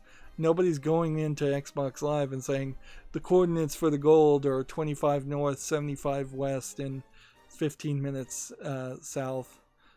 Nobody's doing anything like that. They're saying get good, a nice game, noob, learn the crouch or whatever. Mostly I slept with your mom is probably the most frequent thing put on Microsoft. They are probably taking any crash logs, any performance data. If you're dropping frames, they probably are getting things like what kind of TV you've got it plugged into, since HDMI gives out that kind of information. I don't know if you could get like a serial number from a TV. I don't think an Xbox could potentially take the TV it's plugged into, get a serial number of that TV, and then like check that against the database of stolen TVs. That would be an interesting story if they could do that, but I doubt they'd even bother to implement a system like that.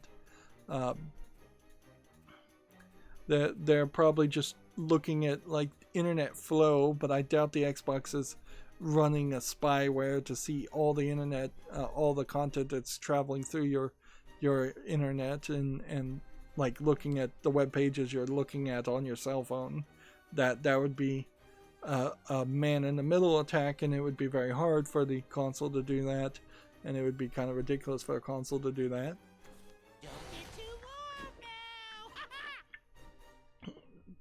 The only two high data things that you put in on a console as far as security, three, I suppose. You put in your identity, your name, and your age when you put in a credit card. Almost everybody's going to have a credit card, and then you put in your credit card information. And then on top of that, you have medium data, value data, as far as just what games you bought and played, which is useful to Microsoft, but not really useful for other scenarios.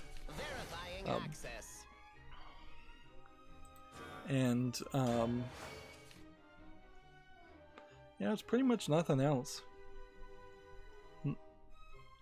So I wouldn't be too concerned with the Xbox. Now, inherently, we are probably getting closer and closer to a situation where if you wanted to play games on an Xbox Series X without the internet, the calculation is probably going higher and higher that you would need to completely hack the Xbox Series X or S to do that. And by completely hacking it, you might as well just go the next step and hack it so that it could play like downloaded games off the internet also, because you might as well just go the full direction that way, because at that point I bet you could, after hacking an Xbox Series X, once that was something people could do, you probably could never reconnect it anyways. So they are taking a higher risk of increasing piracy, for which I don't think they really care about piracy. I don't think they ever cared as much as they pretended like they did. But yeah, putting in always online DRM, which it has it, and they have not talked about it, but we know there's a level here where you cannot buy an Xbox Series X and have the full experience if you buy it on day one and never plug it into a internet connection. You won't get updates. A lot of games will not even actually be playable without day one patches, for as much as that has been a thing in the past generation. Ouch! That hurts! Let's see. There's a lot more where that came from. Never wake again. Never. Freeze. Enemy There we identified. go. This guy's playing so slowly, though.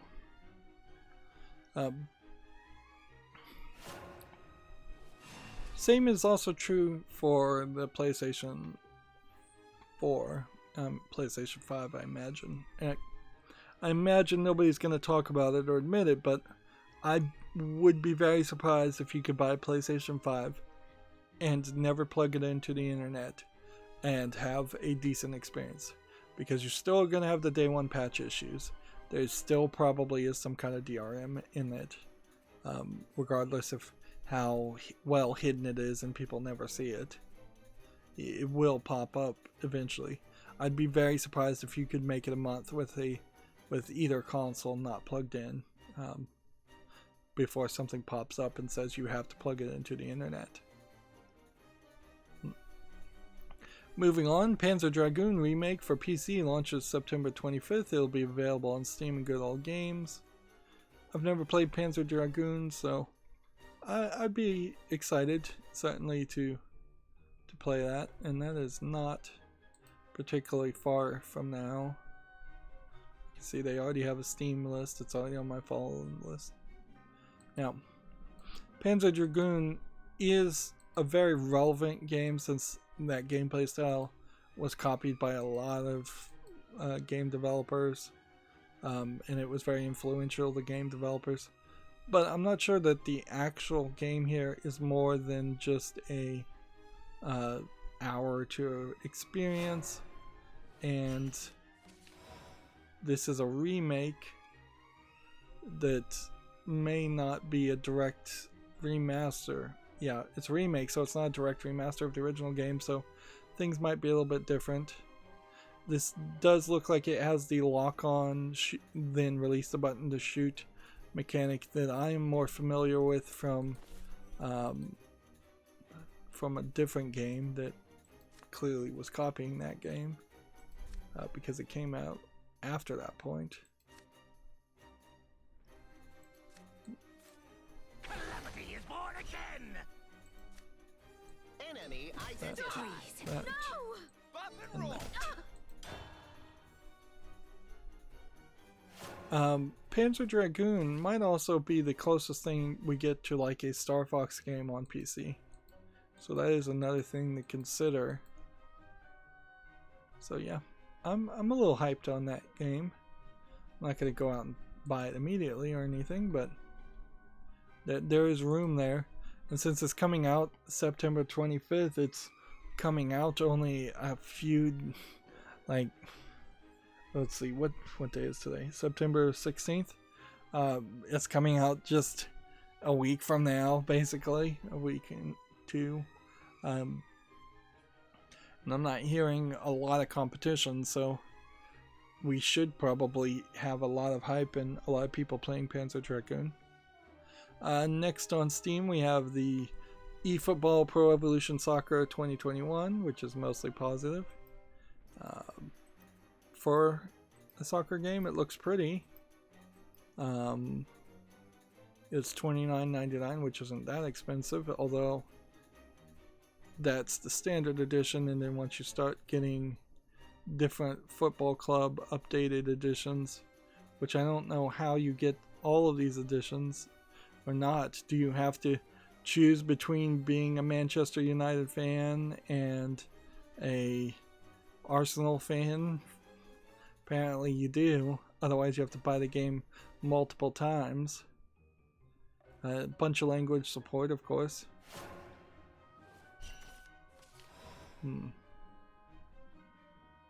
So, yeah. Like that. And I'll devour that. you all. Enemy identified. That. Freeze. That. Bop and roll. And that.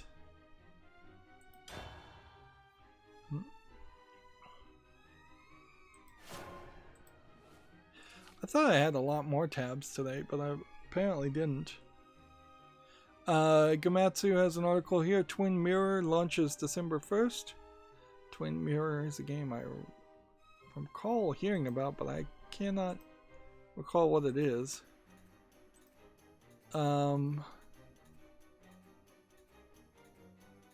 This is like the one that had the trailer where the Indian girl was being attacked and then she like froze time, I think, and at the end they showed like 5 people, and it now looks like this this video is showing the other people. I think I could be totally wrong about that though. Self-published and co-produced by Shibuya Productions. I think I'm totally wrong about that and thinking of different games. This is from Don't Nod Entertainment, which made the Life is Strange games, and frankly, they've got kind of too many things coming out too close together. So I don't know what they're thinking there. They're going down the Telltale games, in which Telltale started to flood the market with their same style of more narrative, less video games. And we generally are in this like bad position with video games and narrative, in the fact that either you have somebody that's solely focused on the narrative and the interactive parts stink, or you have somebody who's solely focused on the they need 2 more victories.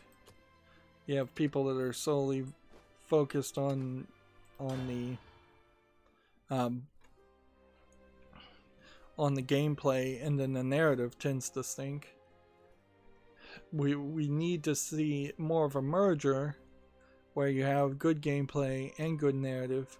Back to like the days of BioShock 1, I think that's kind of a great example of a game that took what could have been a very generic like first-person shooter game with some System Shock elements and the wrench element as a melee attack, which a lot of first-person shooter games have forgotten about the idea of having a melee attack.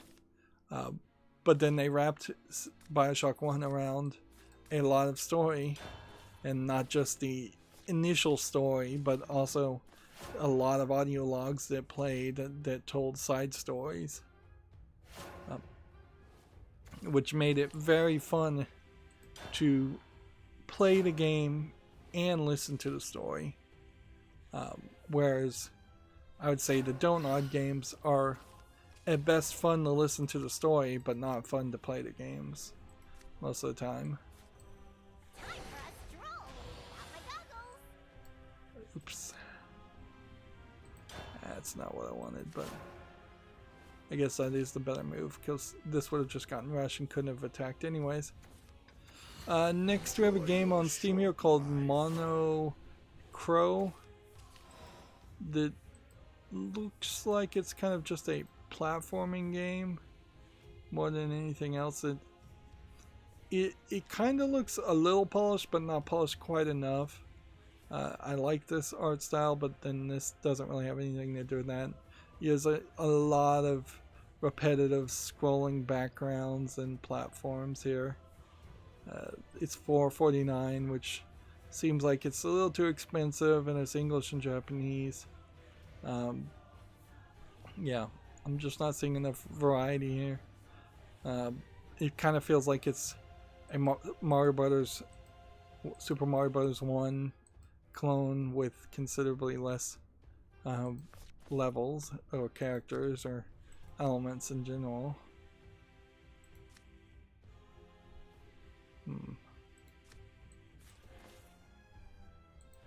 All magic guns can be kind of finicky.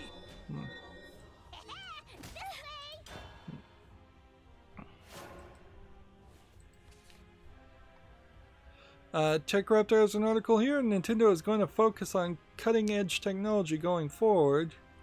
In a corporate management policy, see, this was like a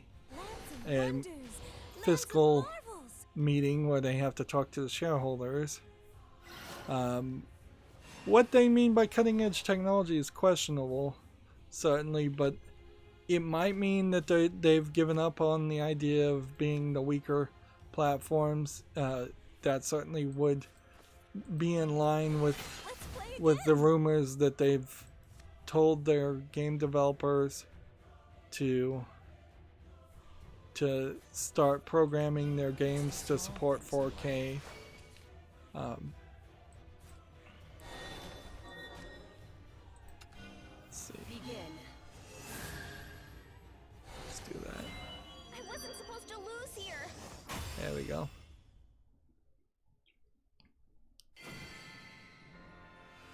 Nice victory there.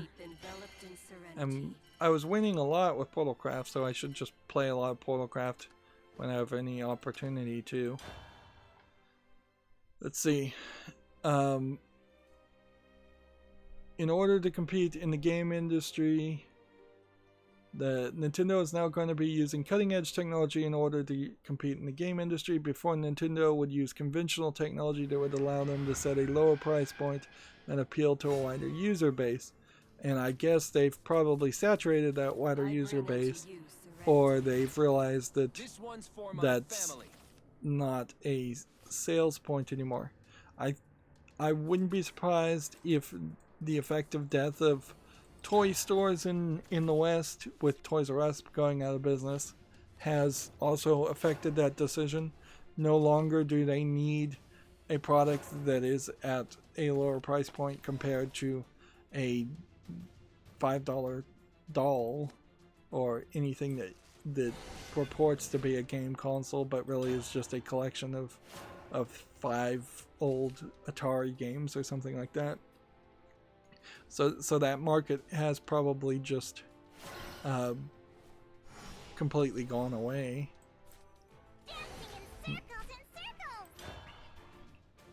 Let's see. But with technology becoming more intuitive for players, it's also important for Nintendo to have 5 or 6 hours of battery life while gaming on the go, which seems like a decent bar to set for themselves. I definitely remember the original Game Boy barely had 3 hours of battery life, and that was a complaint and an issue. 5 or 6 hours of battery life is still fairly low, but probably more than enough considering how kids and people playing on game consoles are probably not that far away from a power plug. Even if you're in a car going on a long journey, the idea of not being able to plug into a cigarette lighter is unlikely. Is in my orbit. Time to dance.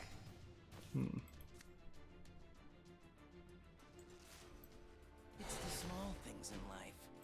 Allied artifact follower. Well, whatever. I'm still gonna win here. The English slides of the presentation here, they're fairly illuminating. There are over 200 million Nintendo accounts worldwide, as well as 26 million Nintendo Switch Online memberships. They desperately need to improve their online content or make it free. They've also crossed the 50% mark for the first time in downloadable sales, so they're also saying that they need bigger hard drive space because it's not going to work any other way. Okay.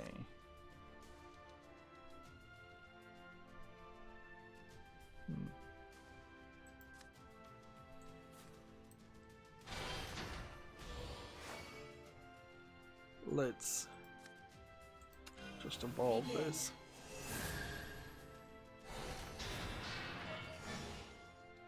And then what do we want to do? Time to dance! I lost! Gotcha. All must come to an end. Sweep the legs. There we go. Can you? Let's see.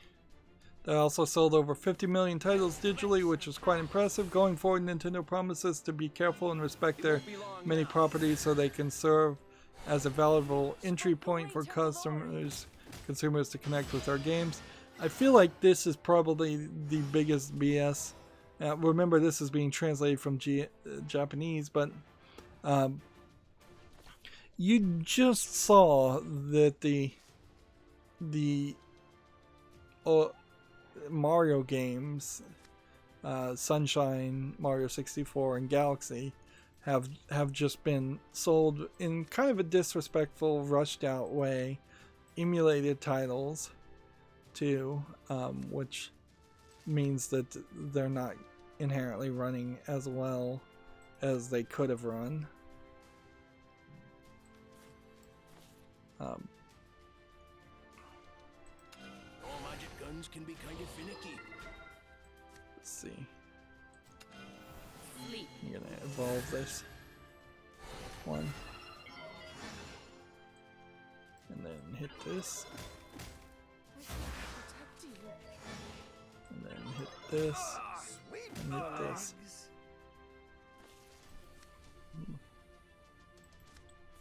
Go ahead and play that. Circles and circles!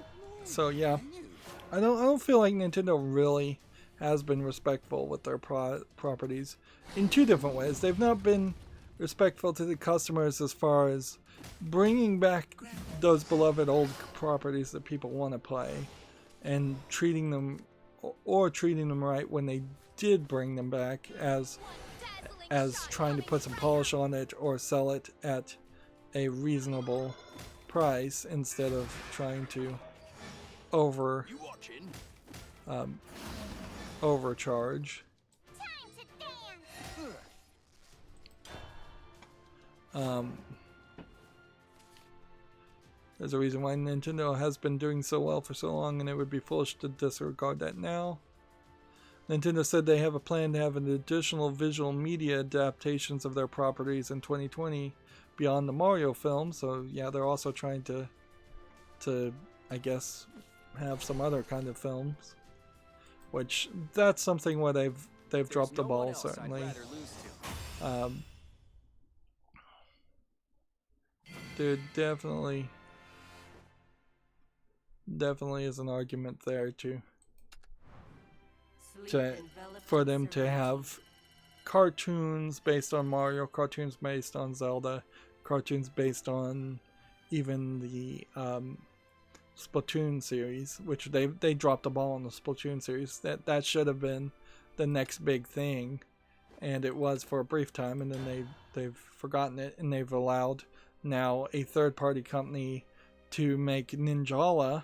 And what did Ninjala do? They made a cartoon episode to establish the world and the characters. That they did that before the game even was available. I think maybe right as the game was available.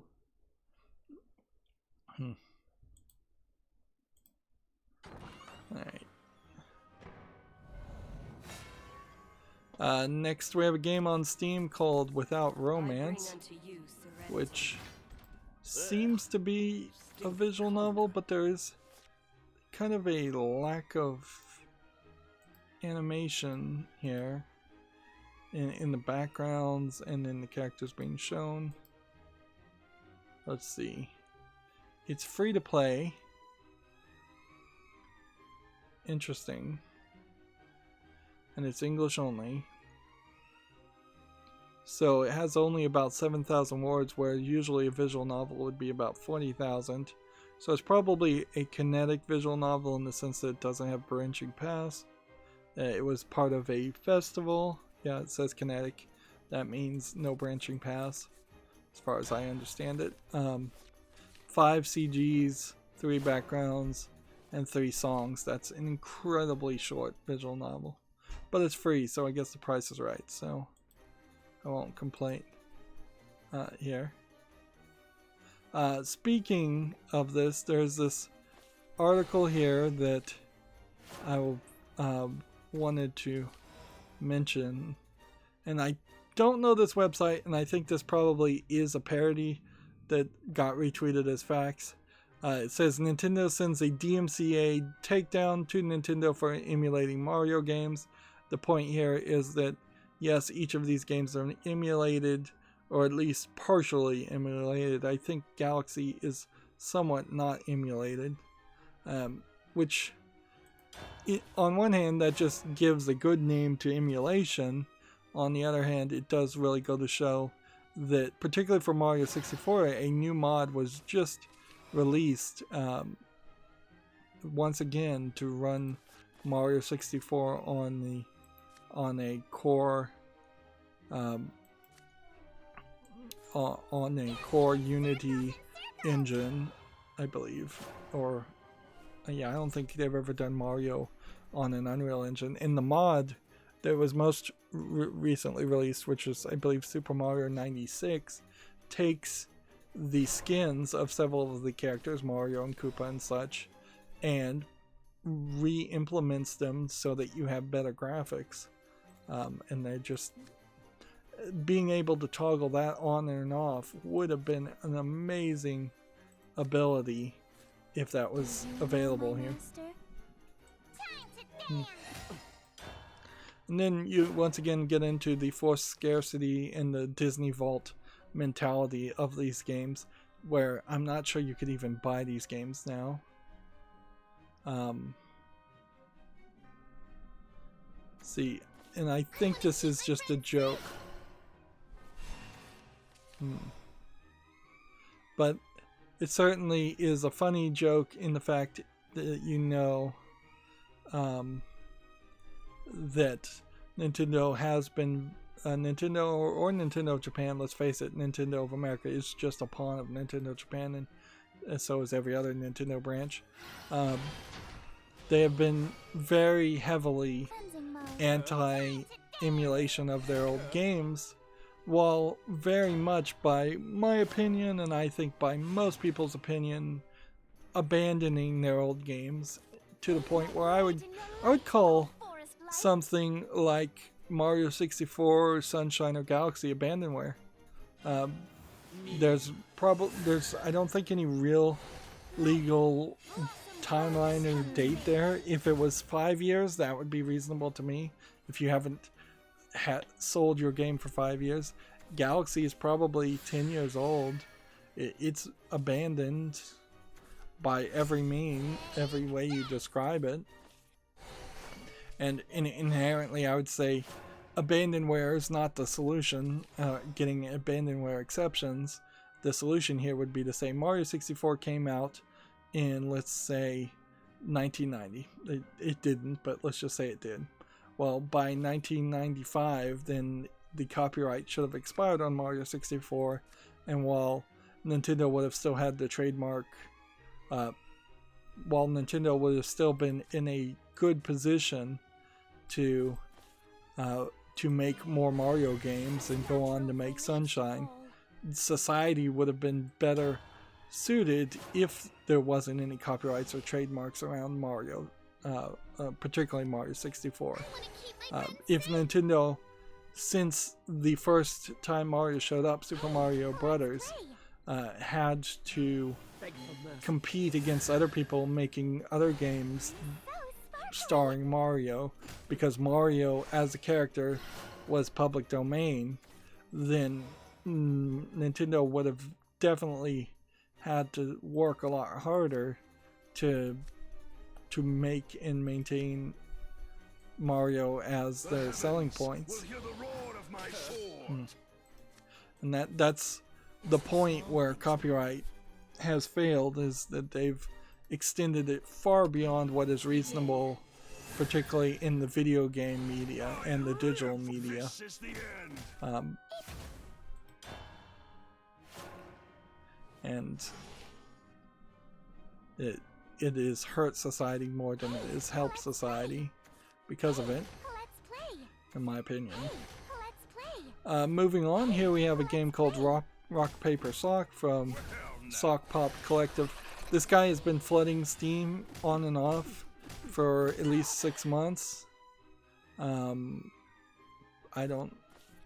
His publishings in particular would be arguably one to look at. He sells all the games for $2.99. They are small, low effort games. I wouldn't even really bother to say that they're asset flip games, but that there's really nothing there. And you see, if we go back to like his oldest game was in 2016, and then once he started doing these bundles, that was January 2018. And since January 2018, in 2 years, he has listed a significant amount of games, 70 in total. And honestly, it's a great example of a limitation you could put on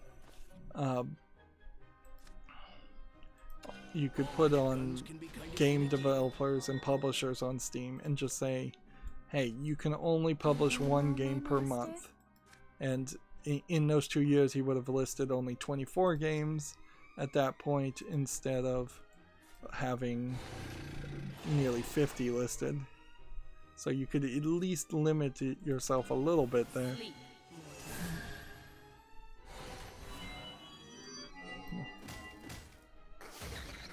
Gotcha.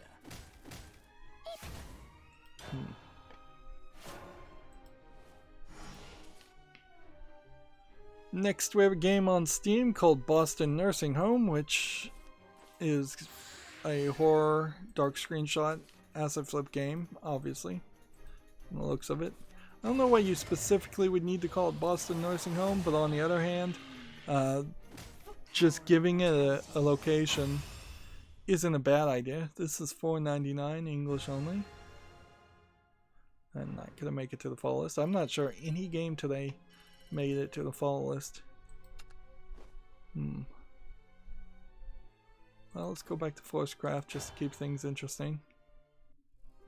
Still need to rebuild decks and need to find some time to do that. Here we have a game on Steam called Encore Classic Card Games. This is one of several like old games that I had and played on Windows 95.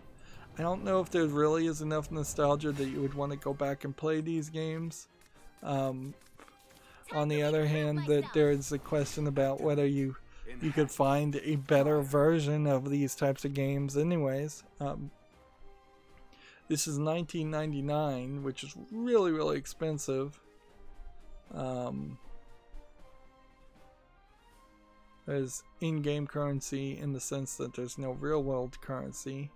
And that is one of the key selling points for a game like this, is that it's not going to look good. You kind of need nostalgia for these games, but also you're not going to end up gambling for real with real world money, whereas so many other card games really are down to that point where they force you into it.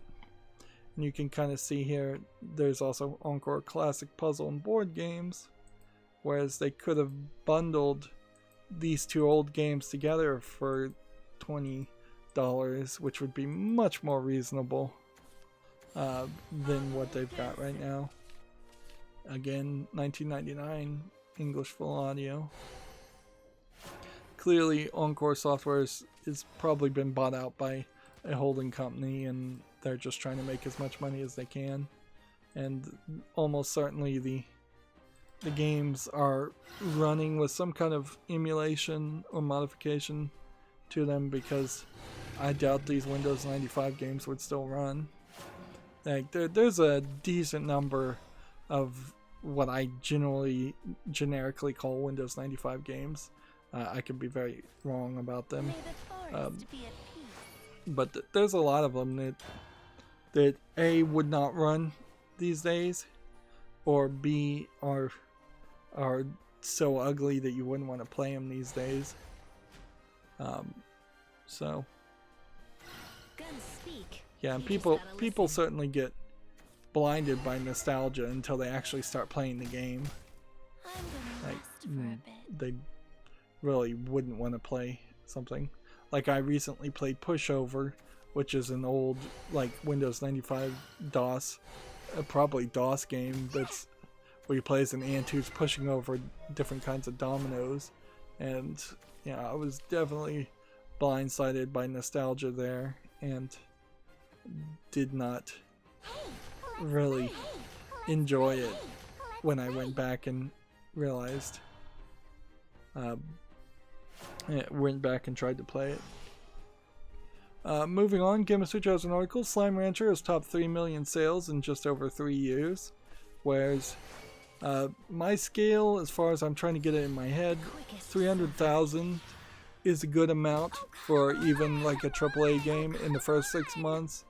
So 10 times that over 3 years is a pretty great amount. I'm not sure I've ever actually bought Slime Rancher. I do want to play it at some point, but the price tag always seemed to be a little higher than I was willing to spend.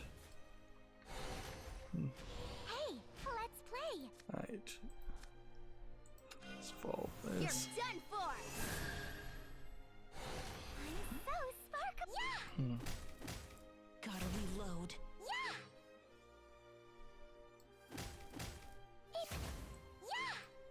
I'm gonna play this to see if I can make sure I stay alive.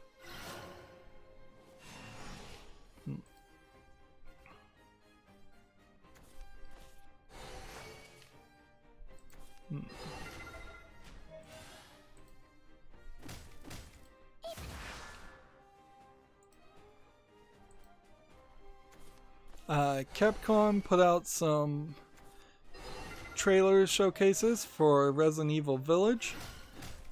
It's worth mentioning that there was that game Biohazard Village that got DMCA'd on Steam that seemed to disappear pretty much. It does seem like Resident Evil Village is going to be something much like Resident Evil 4, at least in location, if not in gameplay mechanic.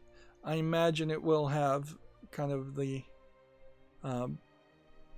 same gameplay style that we've been seeing in previous instances.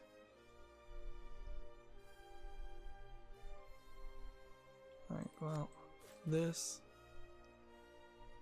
and that. Not one for pranks.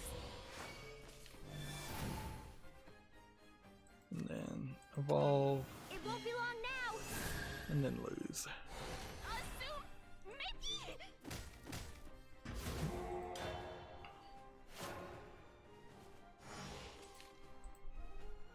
I'm trying to skip through the trailer, and it's not really showing me a lot. They don't have a lot there. Resident Evil 8 Village Oh, come on.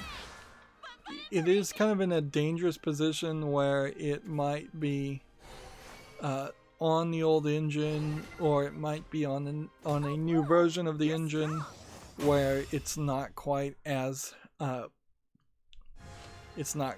polished or optimized. That could be a concern.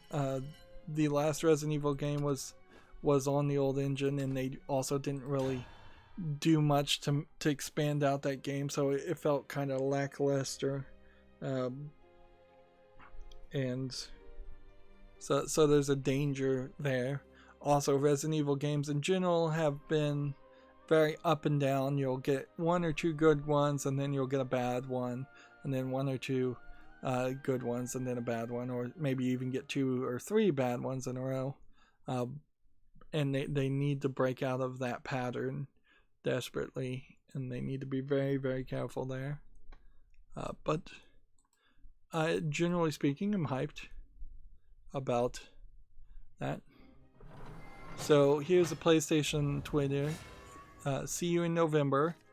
PlayStation 5 is $49.99, the exact same price as the Series X, and the digital edition is $39.99, which might be $100 more expensive.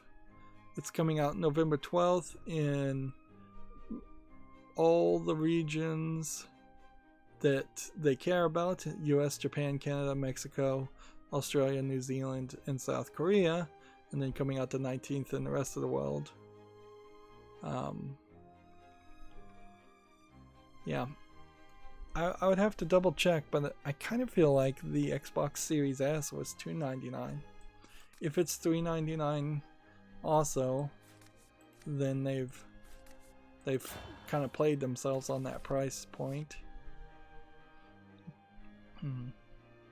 Both the prices are still too high. Why would you have a card back that says Guinness World Records holder? What did Shadowverse do to win a world record, and why did they make a card back around that? Interesting. But I can't say I hate it. I kind of love the idea that Shadowverse just has all these crazy card backs, and they're so distinctive that you actually see them and recognize that they're different, instead of sticking with very generic card backs, which is what we saw in Magic the Gathering. Alright, well, let's go home. I have about 5 more tabs, so it kind of doesn't justify staying here. Get some Forced Resurrection sleeves, and we need to go in the shop and spend the ticket that we just got. Gamatsu has an article here. Devil May Cry 5 Special Edition has been announced for PS5 and Series X. It'll be due out digitally at each platform's launch. Special Edition adds Virgil, Turbo Mode, Legendary Dark Mode, and Ray Tracing. Does it remove the red gem things that irritated people because you couldn't get them all? That would be the big question. So I got a Verdant Conflict pack. Yeah, without adjusting or removing the red gems, it's a harder sell to buy Devil May Cry, and I'm fairly certain I didn't buy it, and so I'm probably in a good position to not buy it. So here we have Helio, Sacrosanct Spirit, Enhance 7, Evolve this follower. Last words give your leader the following effect at the end of your opponent's turn. Summon a zombie and then remove this effect. Okay. Zombie is a 2/2. It's funny that there's a skip button there, because the skip button doesn't really do anything in that case. It's just, if you're opening multiple packs, skip would make sense, but it makes no sense when you're only opening one. And in that case, I only had 2 extra cards, so that opening those packs, if I was going to go willy-nilly and open packs, make a good argument. Honestly though, I think I just want to wait and have like 400 packs or at least 200 packs worth of gold for the next expansion, and just day one try to get a almost complete collection of cards. I also need to at some point come back in here and continue to try and finish this content. Like, this one was under maintenance, and I bet it's still under maintenance.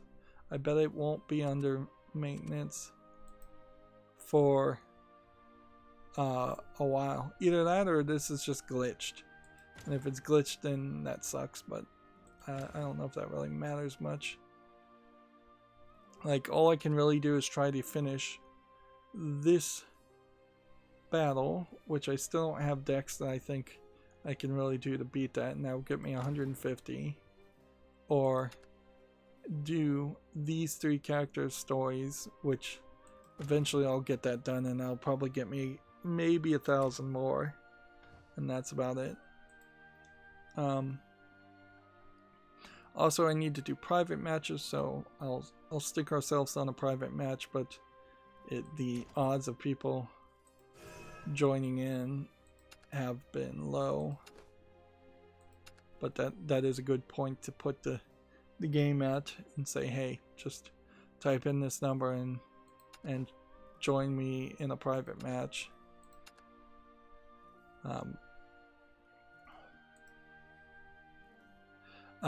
Epic Game Store has at some point made another Twitter feed called the Epic Online Services status, EOS status, and now they are putting like their problems with their service. For instance, they're investigating issues with the party service and friends list.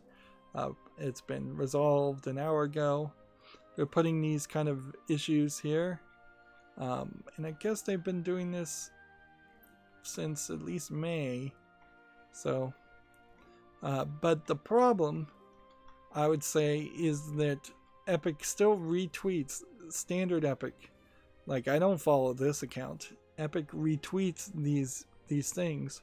So, unless I was going to spend the extra effort to mute EOS status, I will still always see when Epic has trouble, and I see Epic has trouble on their storefront quite often, which is newsworthy, I think.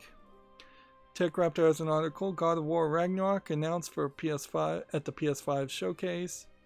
So yeah, a new God of War sequel. Almost certainly there's going to be a trilogy around the Viking gods and the God of War, at least 3 games, and then they might move at a certain point. I don't know where you can really go though, because it went ancient Greek and now it's like Vikings, and so that kind of has to move forward. So after you're talking Vikings, you're pretty much talking a monotheistic religious characters and gods, and you're pretty much talking Yahweh and Christianity, these gods, or you're going to send him over to fight Buddha or like Indian gods, and like Indian gods are about the only one I think you could even maybe get away with in the West. So the whole story kind of falls apart at that point, and you need it to reboot. And I don't know what they can do to reboot the story to have a character like the current God of War, the Dad of War character that we now have, and have him fight Zeus and the same characters again. But that is their challenge, certainly. Either you do that, or you just kill off, you run the risk and hope that maybe you can kill off the God of War, and then the boy character becomes the character you're playing as, and he's not particularly fighting gods at all, and instead he's just fighting like trolls and monsters, which kind of then requires you to change the name and the style of game you're telling. The PlayStation blog here has Spider-Man Miles Morales new gameplay demo. I don't look at the Spider-Man, the PlayStation blog very often, but yep, they're hyping that. The whole presentation happened, certainly, and they're trying to hype everything. Apparently, Demon Souls is coming to PC. It's going to be a exclusive for the PlayStation. Not available on other consoles for a limited time. Also available on PC, it says down here. So apparently Demon Souls is coming to PC. Although, in all fairness, I don't know how well that's going to actually play. TechRaptor has the PlayStation Plus collection announced for the PS5. It's basically a mini game pass for PlayStation 5. Does it have actual games that are listing? Some of the games that will be a part of the service include God of War, Resident Evil 7, Last of Us Remastered, Spider-Man not included or not mentioned so far. And a new Five Nights at Freddy's security breach is coming to the PlayStation 5. Okay. Which I think they very well might be very late to the party on that one.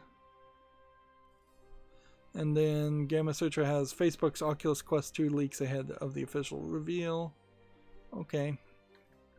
What we don't have is any combination of Oculus Rift 2 working as the PlayStation VR headset, where that would be quite the coup for Oculus Rift, I think, is if they could get integrated into an Xbox or a PlayStation ecosystem. Humble Bundle has a game called Better Futures, spelled with 2 T's. And for $1 you get Torchlight, which is a decent game. Tronic, Throne of Lies, an online game of deceit, never heard of it. Agent A, a puzzle in disguise. That's probably not terrible, even though I have Torchlight. This is another great example of where somebody could support me, is that they could buy these Humble Bundles and gift all the money to charity and then just direct message me on Twitter the codes for games they don't want.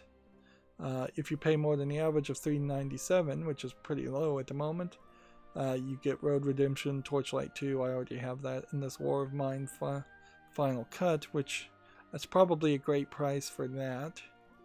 I think Road Redemption might be a pretty bad game. And then if you pay the full amount of $12, you get Knights of Pen and Paper 1 and 2 and Mythic Ocean, and I don't think that's a particularly good offering for that top tier. Usually the top tiers are particularly appealing, and that one, not so much. Okay. And so then that brings me to my Twitter feed, as we're trying to wrap up here, and I'll just go down my Twitter feed and read whatever new announcements, because the presentation, the PlayStation 5 presentation, may still be going on even now, and announcements just may be slow. According to Gamatsu, PlayStation 5 backward compatible will be 99% of the PlayStation 4 library, which kind of means, I think, everything except for something that uses the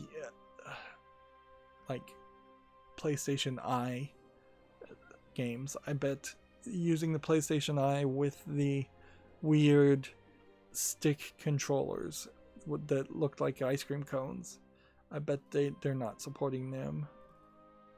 They've leaked some images of the PlayStation 4 and 5 boxes. They don't look particularly noteworthy.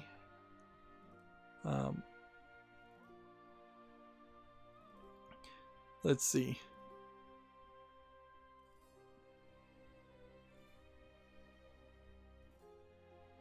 TechRaptor has an article that they've updated saying they've updated the Final Fantasy 16 story to reflect statements from Square Enix dancing around a PC version, and that the trailer no longer has some of the information hinting at it as much. Which, yeah, the idea that there isn't going to be a PC version for Final Fantasy 16 eventually is kind of ridiculous. Of course there will be. They're trying to promote Deathloop even though they postponed it. The response was from Square Enix says, "We have no further information on if Final Fantasy 16 will be released on platforms other than the PlayStation 5." Which I guess I'm bearing the lead there, because I guess they announced Final Fantasy 16 TechRaptor also says that the demo saying Demon Souls will be on PC was mistaken. So yeah, they're having to do a lot of cleanup for their own presentation. Like nobody apparently like fact checked any of these things. Spider-Man, Horizon, and Sackboy are coming to the PlayStation 4. Godfall will be launching on November 12th for the PlayStation 5 and PC via the Epic Games Store. These are all little announcements, pretty much, as far as I'm concerned. Demon Souls not coming to PC, according to them. Like, that's a huge mistake to make, frankly. You don't just let that happen, or you shouldn't let that happen. New Moon Production is looking for a production manager. We'll talk about that on Friday.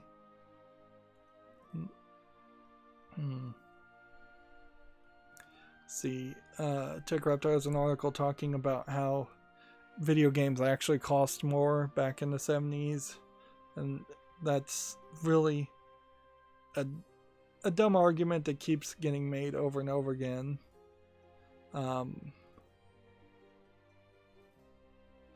The National Video Game Museum in Texas is asking for donations to support it, which honestly I would like to see it succeed, because I don't want to go through a whole cycle of people trying to run video game museums and have them, and then they fail, and then all of their collections ending up just trashed by other kinds of museums.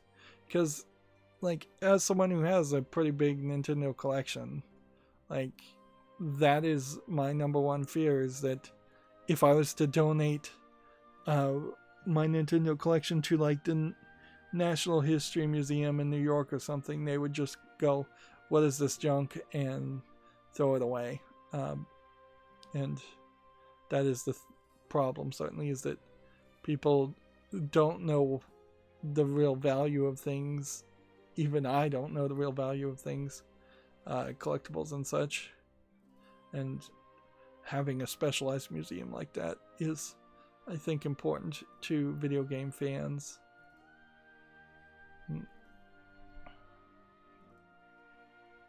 Alright, well, I'm not gonna do a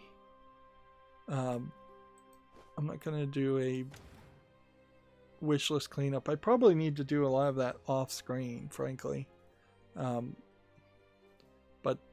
yeah, we'll end the stream here.